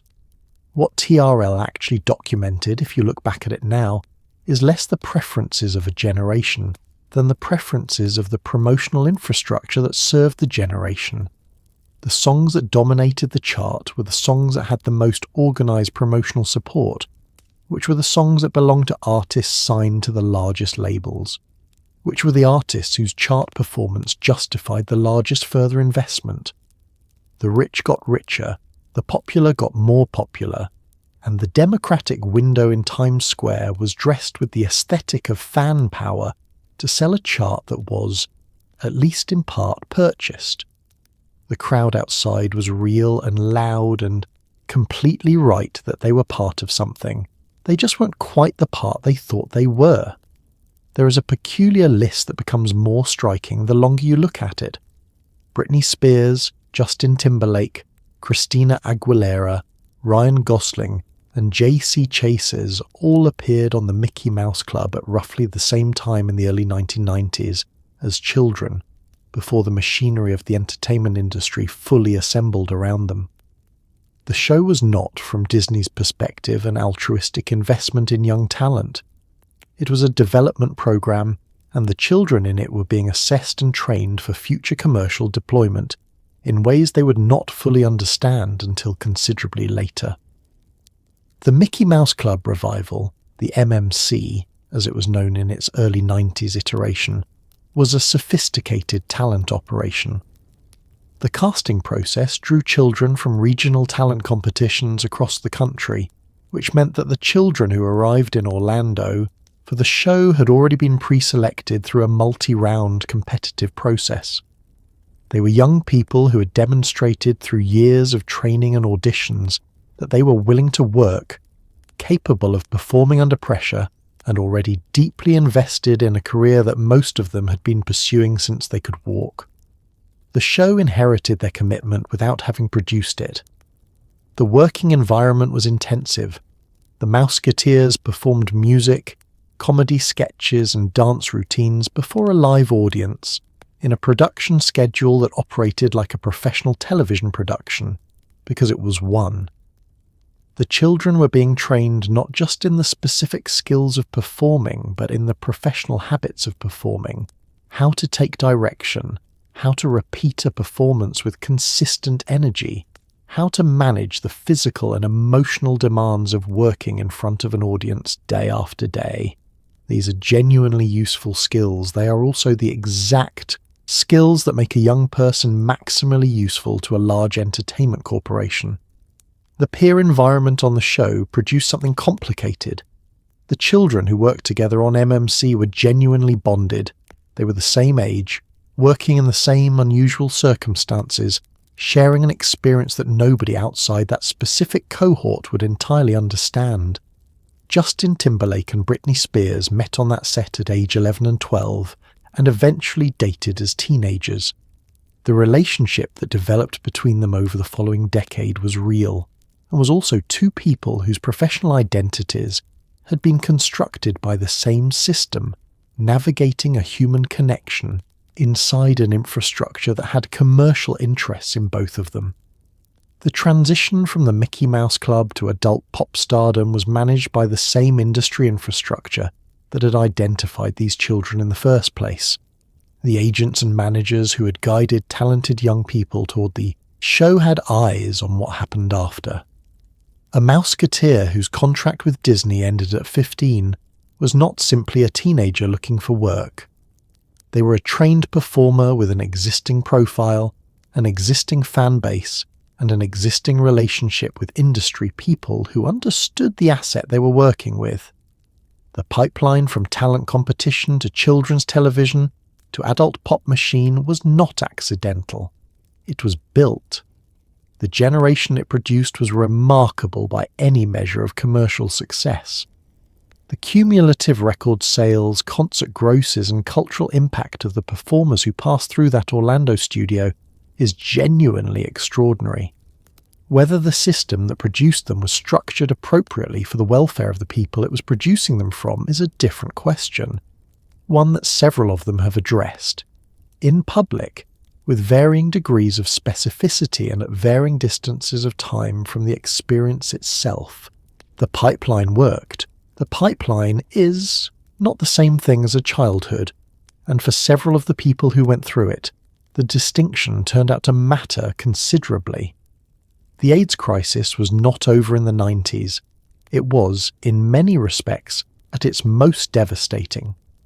But the cultural response had shifted from the urgent activist noise of the late 80s to something quieter and more administrative. Ribbons, benefit concerts, carefully worded public statements from celebrities who wanted to be on the right side without necessarily saying anything too specific. The communities most affected by the epidemic were watching a cultural machine process their grief into content, while the political response remained, for most of the decade, inadequate. The Red Ribbon debuted at the Tony Awards in 1992, and within months had become the dominant visual symbol of AIDS awareness in mainstream culture. It was elegant, inoffensive, and reproducible at essentially no cost, which made it ideal for the purpose it actually served, which was less about raising awareness than about demonstrating that the wearer was a person who had awareness. The ribbon required nothing beyond the wearing.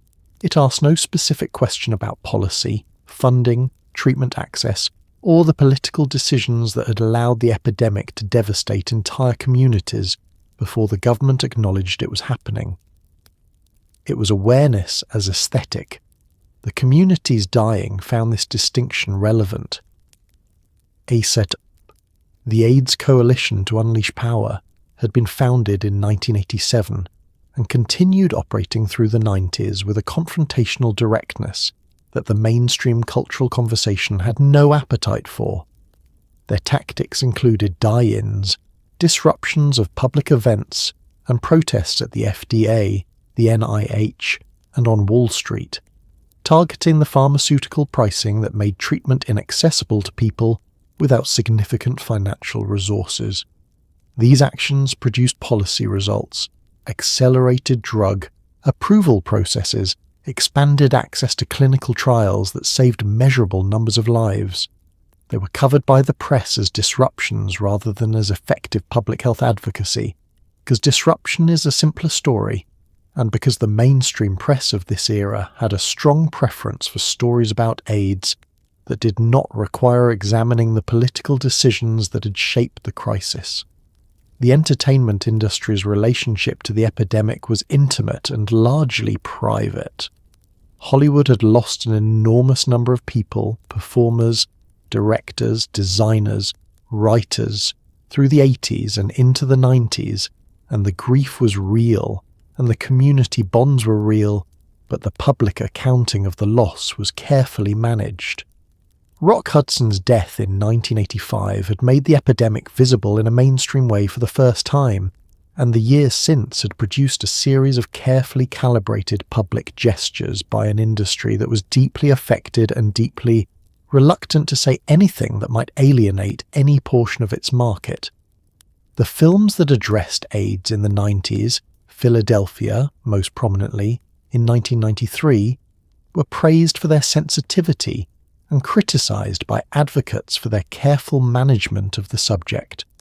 Philadelphia showed Tom Hanks dying of AIDS in a way that was designed to produce sympathy in the broadest possible audience, which meant stripping away most of the specific social and political context that had shaped the epidemic. It was a film about a good man who got sick and died, set against a background that had been deliberately softened to accommodate the sensibilities of viewers who might otherwise have looked away. The film worked as emotional experience, as political engagement with what was actually happening to actual communities. It was a notable achievement in careful omission.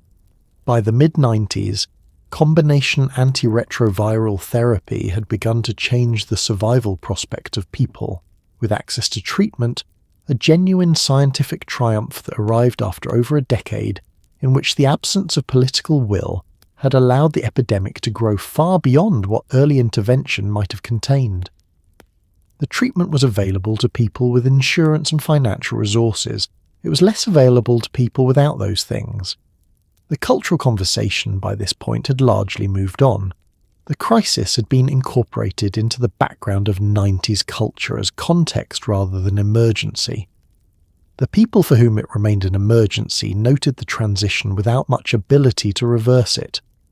The pop star of the 90s was frequently presented as a creative entity, someone whose music reflected their inner life, whose lyrics came from genuine emotional experience, whose artistic vision shaped the final product.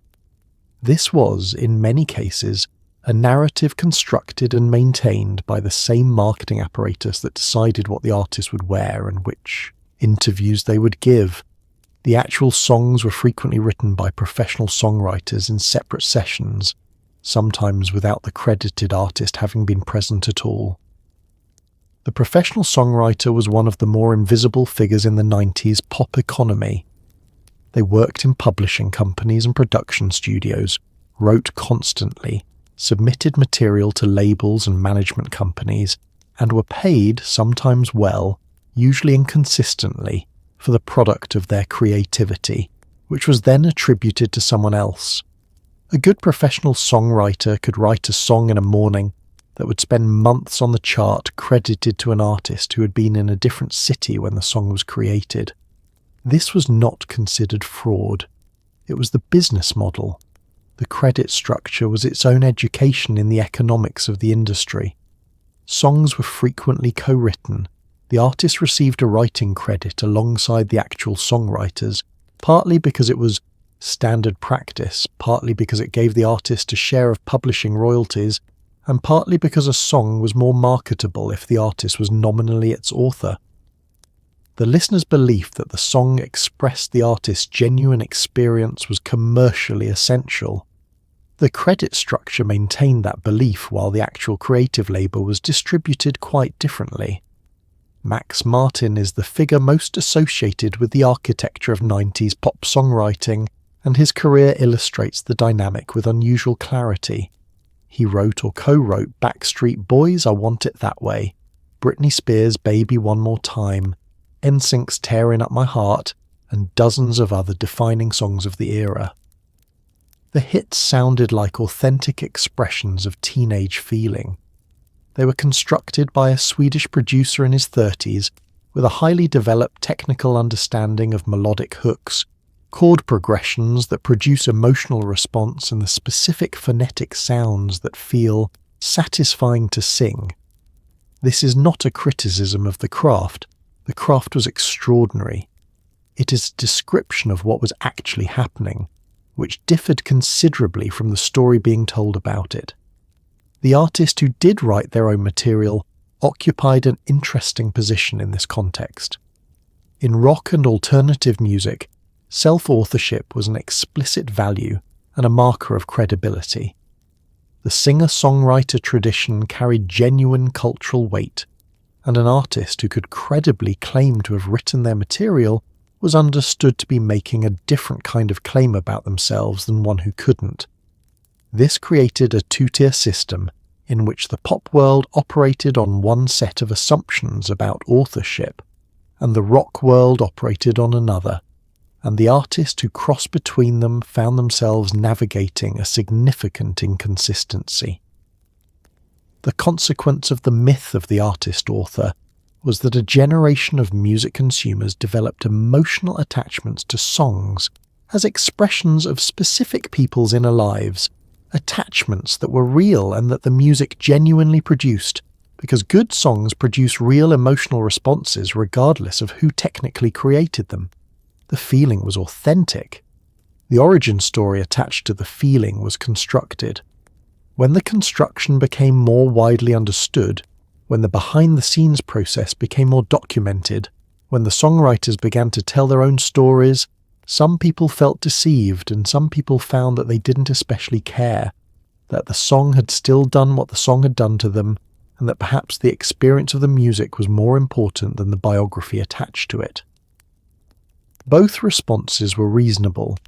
The industry had made the question interesting by ensuring the answer was complicated. Professional athletes in the 90s operated inside a machinery that treated their bodies as the primary asset and their long-term health as a secondary concern. The emerging science of sports medicine was being practiced alongside a culture that expected players to perform through injuries that today would require weeks of recovery. Pain management was aggressive, oversight was limited, and the entertainment value of the sport was considered, at least implicitly, more important than the sustainability of the careers producing it. The concussion protocol, the standardized procedure for assessing and managing head injuries in contact sports, did not exist in the 90s in any meaningful form. The science existed in preliminary versions, and researchers were beginning to understand that repeated head trauma produced cumulative neurological damage that could be catastrophic in the long term. The sports organizations that had the most to lose from this understanding received it with a combination of skepticism and institutional resistance that, in retrospect, looks very much like a decision rather than an error. Players were assessed on the sideline, cleared, and returned to play with procedures that would not survive contemporary scrutiny. The NFL is the most documented case because the litigation and congressional hearings that came later produced extensive records, but the dynamic was not unique to football. Hockey players played through concussions as a matter of course. Basketball players were injected and taped and sent back out because the team needed them, and because the culture of playing hurt was so thoroughly embedded in athletic identity that removing yourself from a game for anything short of a visible fracture carried social costs that most players found prohibitive. The toughness was real. The toughness was also being leveraged against the players' long-term interests by organizations that understood the leverage and used it. Performance-enhancing drugs occupied a complicated position in 90s sports culture. Baseball's home run chase of 1998, Mark McGwire and Sammy Sosa pursuing Roger Maris's single-season record, was covered as a redemption story for a sport that had lost audience to the labor dispute of 1994. The coverage was celebratory, the crowds were enormous, and the question of what was producing the historically anomalous power numbers was not one that the league, the press, or most of the audience was particularly motivated to ask. The bottles of androstenedione visible in McGuire's locker were photographed and noted and not pursued. The pursuit came later, when the records had been set and the narrative had served its commercial purpose. The financial structure of athlete contracts in the 90s was also its own compressed story of institutional power. Rookie contracts were heavily controlled by the leagues.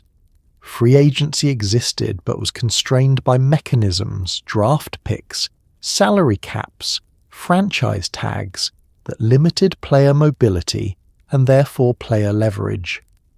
The people generating the revenue that made franchise valuations possible were operating under contractual constraints that ensured a significant portion of that revenue was redistributed away from them. The owners who negotiated these structures were sophisticated, legally well represented, and operating in collective units whose negotiating power significantly exceeded that of any individual player. The players' unions were real and had produced genuine improvements over decades of labour action. The improvements were real, and the gap between player compensation and franchise value remained, and remains, very large. The athletes themselves, in interviews of this era, spoke with a consistency about their relationship to pain and injury that reads differently now than it did then. Playing hurt was framed as love of the game, as commitment to teammates, as personal identity. All of those things were true. They were also the exact values that the organisational structure needed the athletes to hold in order to function, and the organisations had not created those values accidentally. The love of the game was genuine. The system that relied on that love was calculating. Both things occupied the same body, which was the asset, and the asset was used until it was used up. The supermodel era of the early 90s gave way to something markedly different by the mid-decade. A fashion aesthetic that celebrated extreme thinness, pallor, and an appearance of exhaustion that Kate Moss's early career came to represent whether she intended it to or not. Heroin chic was named, described, debated, and then largely adopted anyway by the advertising and fashion industries, which found that the aesthetic sold product effectively. It was also, at the same moment, visually indistinguishable from the early symptoms of serious substance abuse, which was either an uncomfortable coincidence or not a coincidence at all.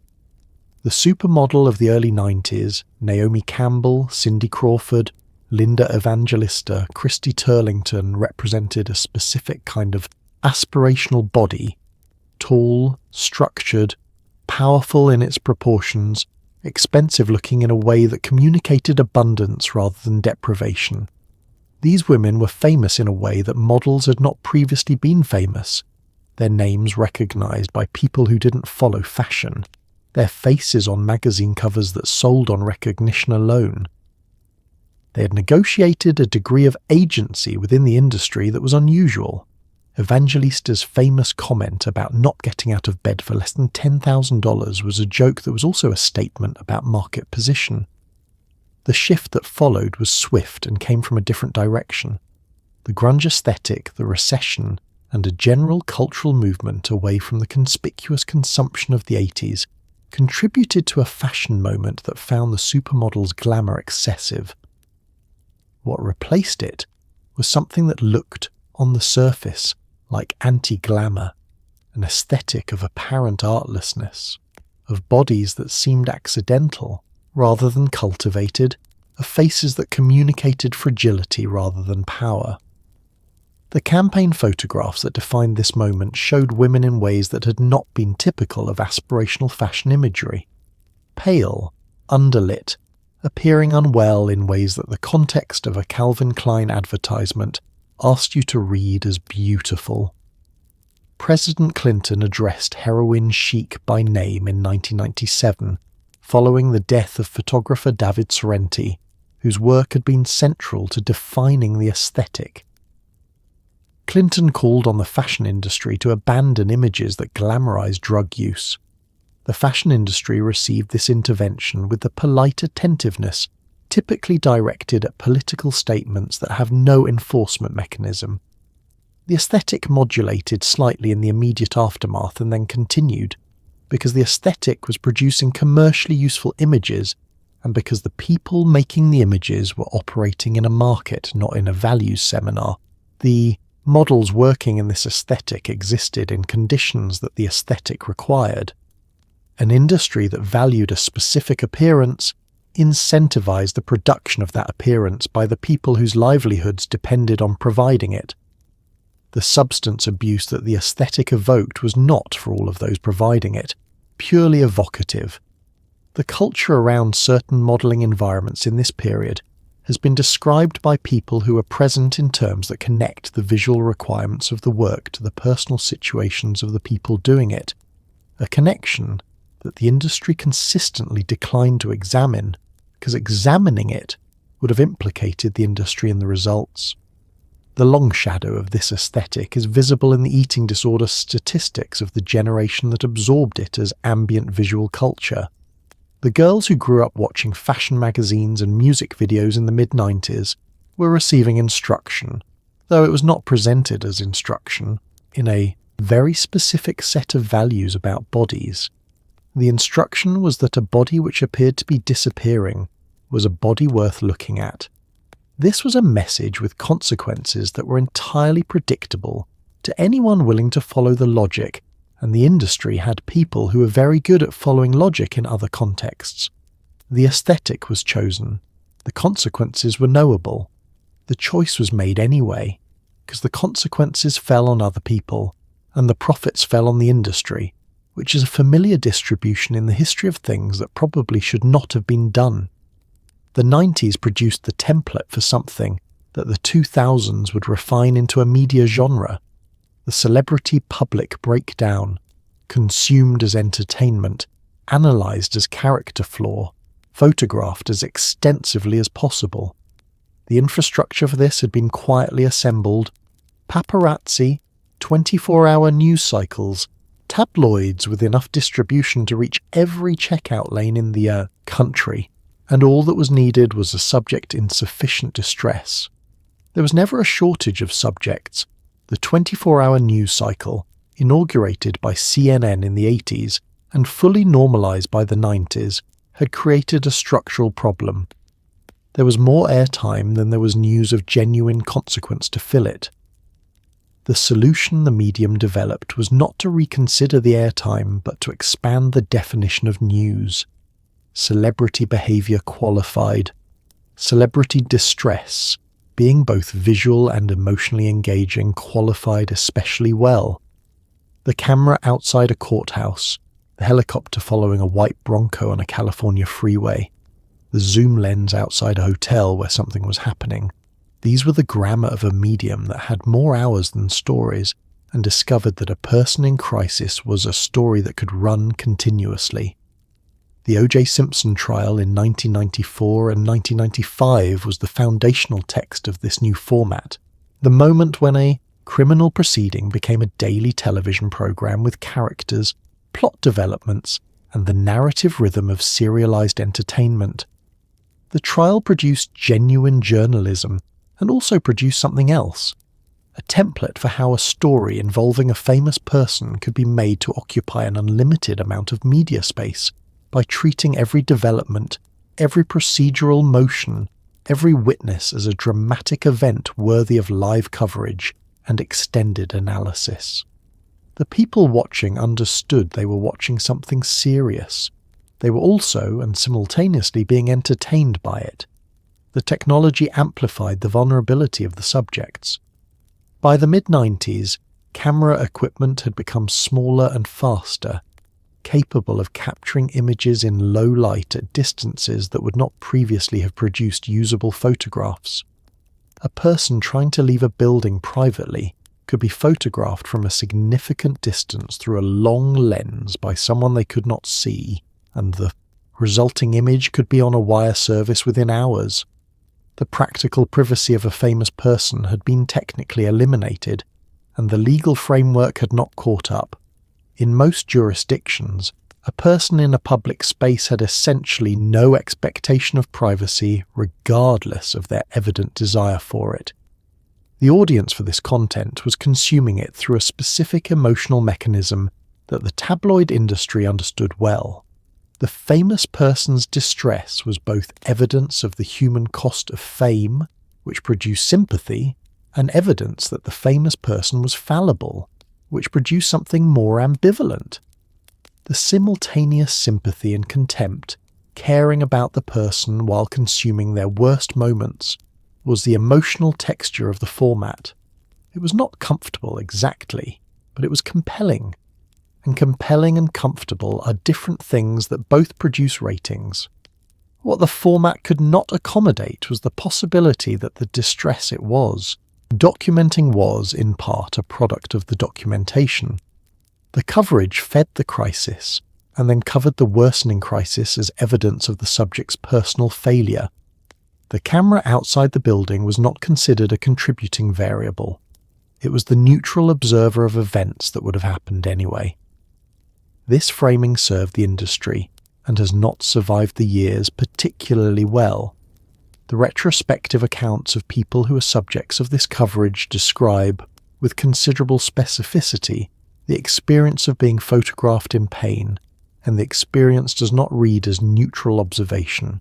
It reads as participation. The decade that invented the format did not develop, alongside it, any coherent way of accounting for what the format was doing to the people it needed to function. Saturday morning cartoons in the 90s were, among other things, half-hour advertisements for toys, and everyone knew this, including the children watching them, who did not mind because the cartoons were good. The Federal Communications Commission had established regulations limiting the amount of commercial time during children's programming, but the regulations had not anticipated the fully integrated model in which the entertainment itself was the advertisement, in which Mighty Morphin Power Rangers was not a show that happened to have toys, but a toy delivery mechanism that happened to have a narrative. The toy-to-cartoon pipeline had been legitimized by the deregulation of children's television in the Reagan era. When the FCC under Mark Fowler rolled back restrictions that had previously limited the extent to which television programs could be direct advertisements for products, he described television as a toaster with pictures, which is a memorable phrase and a complete mischaracterization of the specific effects of television on children's developing comprehension of the boundary between content and commerce. The toasters, it turned out, were watched by children for several hours every Saturday morning, and the children were not sophisticated media consumers with well-developed skepticism about advertising. They were children. Mighty Morphin Power Rangers launched in the United States in 1993 and became one of the most successful toy franchises in history within its first year. The structure was pure. 5 teenagers transformed into color-coded superheroes who piloted giant robots and fought monsters from outer space.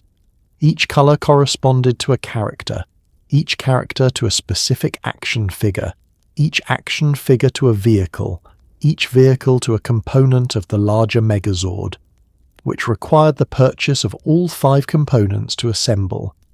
The narrative logic of the show and the purchase logic of the toy line were identical. The show was the instruction manual for a transaction. Pokémon arrived toward the end of the decade and refined the model with a sophistication that in retrospect is remarkable. The franchise, originally a video game, then a trading card game, then a cartoon, was built around a collection mechanic that had no natural terminus. There were originally 151 Pokémon to catch. The show's tagline was "Gotta catch 'em all," which is an instruction disguised as a cultural slogan, a directive to complete a set that the manufacturer controls and can expand indefinitely. The children absorbing this instruction were 6, 7, 8 years old. The instruction was delivered in the form of an adventure story about friendship and personal growth. It was also an extremely effective marketing communication. The advertising that surrounded the cartoons operated on children still developing cognitive ability to distinguish persuasive intent from information. Research on children's media comprehension indicates that the capacity to recognize advertising as a genre with a persuasive purpose, as distinct from information or entertainment, develops gradually through middle childhood and is not reliably present in younger children. Saturday morning programming was directed at children beginning at age 3 or 4. The FCC limits on advertising time address quantity. They did not address the deeper integration of product and content that made the quantity limits somewhat beside the point. The adults who grew up on this programming have a specific relationship to the brands of their childhood that the brands continue to monetize. The nostalgia for 90s Saturday morning cartoons, the revivals, the reboots, the collector's editions, the 30th anniversary merchandise is a real emotional attachment to genuine childhood experience. It is also the ongoing commercial yield of an investment made in the preferences of children who are now adults with disposable income and strong feelings about their childhoods. The investment paid extremely well and is still paying. The toasters, it turns out, are not done. The internet began to arrive in American homes in the middle of the 90s, and essentially nobody, not parents, not educators, not lawmakers, not the platforms building it, had a coherent plan for what it would mean for children. Chat rooms were unmoderated. Personal information was shared freely. The same decade that was wringing its hands about violence in video games was quietly allowing children to have unsupervised conversations with anonymous adults online, and the full implications of this would not become publicly legible for another 15 years. America Online was the on-ramp for most American families, a service that took the internet and packaged it in a format designed to be accessible to people who had never used anything like it before. The CD-ROMs arrived in the mail with such regularity that they became a cultural artifact of the era, filling junk drawers and eventually becoming a kind of ambient joke. You connected through a phone line that tied up the household telephone and produced a sequence of tones and static that a generation learned to recognize as the sound of the world opening up. The connection was slow and unreliable and genuinely transformative. The chat room was the feature that most directly placed children in contact with unforeseeable risk. AOL's chat rooms were organized by topic and were accessible to anyone with an account. The users could adopt any identity, any age, any gender, any background, and there was no verification mechanism, no moderation presence in most rooms, and no way for a child using the service to distinguish between the people they were talking to based on what those people said about themselves. A child who said they were 12 was talking to an unknown population. An adult who said they were 12 was talking to children. The Communications Decency Act of 1996 attempted to address the problem of obscene content online and was struck down by the Supreme Court in 1997 on First Amendment grounds. What passed and survived, Section 230, a provision establishing that platforms were not legally responsible for the content their users posted, created the liability framework under which social media would eventually operate, and which is still being debated today. The section was written to protect the nascent internet industry from litigation that might have prevented it from developing. It succeeded at that goal and created, as a side effect, a legal environment in which platforms had very limited incentive to moderate the content or protect the users their products reached.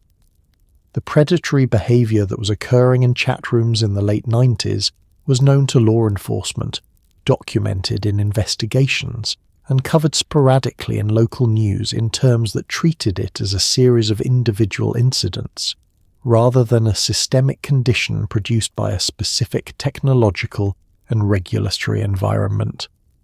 Dateline NBC's To Catch a Predator began in 2004 and documented what anyone paying attention had understood was already happening throughout the preceding decade. The format of the show, hidden camera, confrontation, legal consequences, was constructed as revelation. It was more accurately a very delayed public acknowledgement of something that had been quietly ongoing since the mid-90s in the unmoderated spaces of early consumer internet. The decade ended with the internet accelerating in reach and capability, and the protective framework for children who were using it essentially unchanged from where it had started, which was nowhere. The children who grew up online in the 90s were the first generation to do so, which means they were the test population for a technology deployment that had no precedent, no regulatory framework calibrated to their specific vulnerabilities, and no adult generation ahead of them who had navigated the same environment and could offer useful guidance. They figured it out mostly. The figuring out had costs that are still being tallied. You did not choose the 90s. You were present for them, or you inherited them, or you have watched enough archival footage to feel like you were, and in any case they left something behind in the culture that is still there when you look for it. The era's relationship with young people, with their bodies, their labour, their attention, their consent, was complicated in ways that were visible at the time to anyone who wanted to look, and invisible to most people who didn't. What it produced was a generation shaped by messages they received before they had the critical vocabulary to evaluate them. The reassessment has been ongoing and uneven. Some of it has been formal, documentaries, legal proceedings, congressional testimony, the overturning of conservatorships. Some of it has been cultural, the retrospective reframing of figures who were mocked or consumed or discarded, the gradual accumulation of accounts from people who were inside the machine and are now outside it and able to describe what the inside looked like. Some of it has been personal, happening in the private accounting of people who grew up in the 90s and are now old enough to notice which of the things they were taught turned out not to be true. The difficulty with the 90s is that it was not a uniformly dark decade and the darkness was not evenly distributed. The same era that was quietly damaging specific people produced music and film and television that was genuinely good, that meant something real to the people consuming it, that created community and shared experience and the specific emotional texture of a generation's childhood. Both things are true simultaneously. The Spice Girls sold a vision of female friendship and self-determination to a generation of girls through a machine that was, at the corporate level, not particularly interested in female friendship or self-determination as values. The friendship was real. The machine was the machine. The girls got something from it and the corporation got something from it, and the two transactions were not the same transaction. The language we now have for what was happening in the 90s, the vocabulary of consent, of structural exploitation, of the male gaze, of the pipeline from child performer to adult casualty, did not fully exist in its current form at the time. The critique was being built in academic and activist contexts, while the culture was operating at full speed in the other direction. The people being harmed often didn't have the frameworks to name what was happening to them, which made it harder to resist and easier to internalize as personal failing rather than structural condition. What the generation produced by the 90s has, collectively, is something like an extremely detailed education in how the machinery works, an education acquired by being run through the machinery. The knowledge of how image is constructed, how markets manufacture, desire, how systems extract value from people, while presenting extraction as opportunity. This knowledge was purchased at a cost that was unevenly distributed among the people who now possess it. The ones who paid the most for it are not always the ones most visibly credited with having learned it. The decade is still being reckoned with because its products are still alive. The people it shaped are in their 30s and 40s. The systems it normalized are still operating in evolved forms. The media infrastructure it built is the ancestor of the one currently running. The 90s are not history in the clean, resolved sense. They are the recent past of a present that has changed less than it sometimes appears to have changed. The flannel is still at the Gap. The machinery is still running. Some of the people it processed are doing fine. Some are still, quietly, trying to recover. And most of us, if we're being careful and honest about it, absorbed more of the transmission than we fully noticed at the time. That's not a comfortable conclusion, but it is the 90s taught us what the truth sometimes looks like. It doesn't always arrive with a warning label.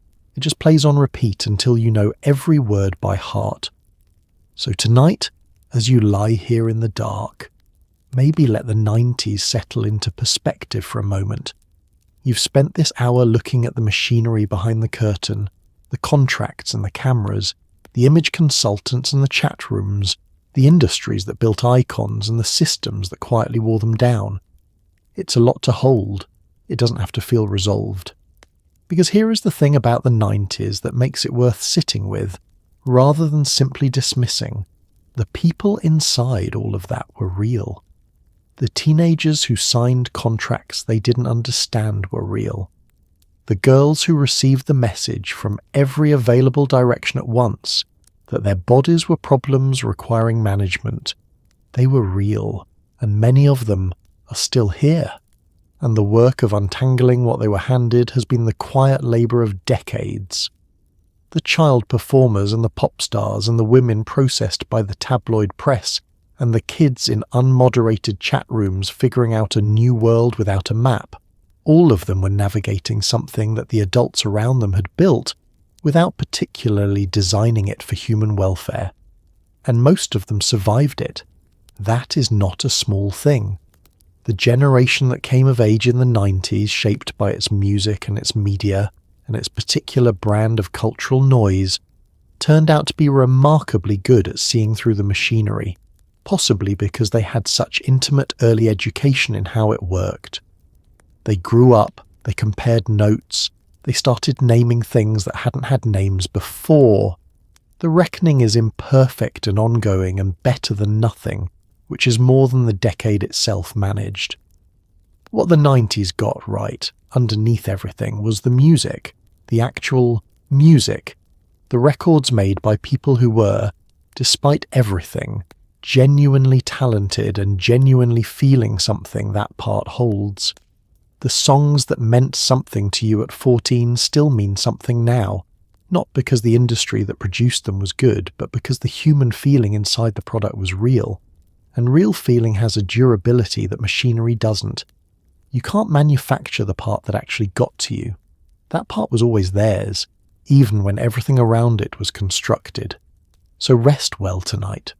You're watching this from a distance the 90s didn't offer its own participants. You have the language they didn't have, the perspective that only time produces, and the very substantial comfort of not being a teenage pop star with a 7-album contract and a publicist monitoring your interviews. That is genuinely something to be grateful for. The decade is over. The lessons are still arriving. Sleep well.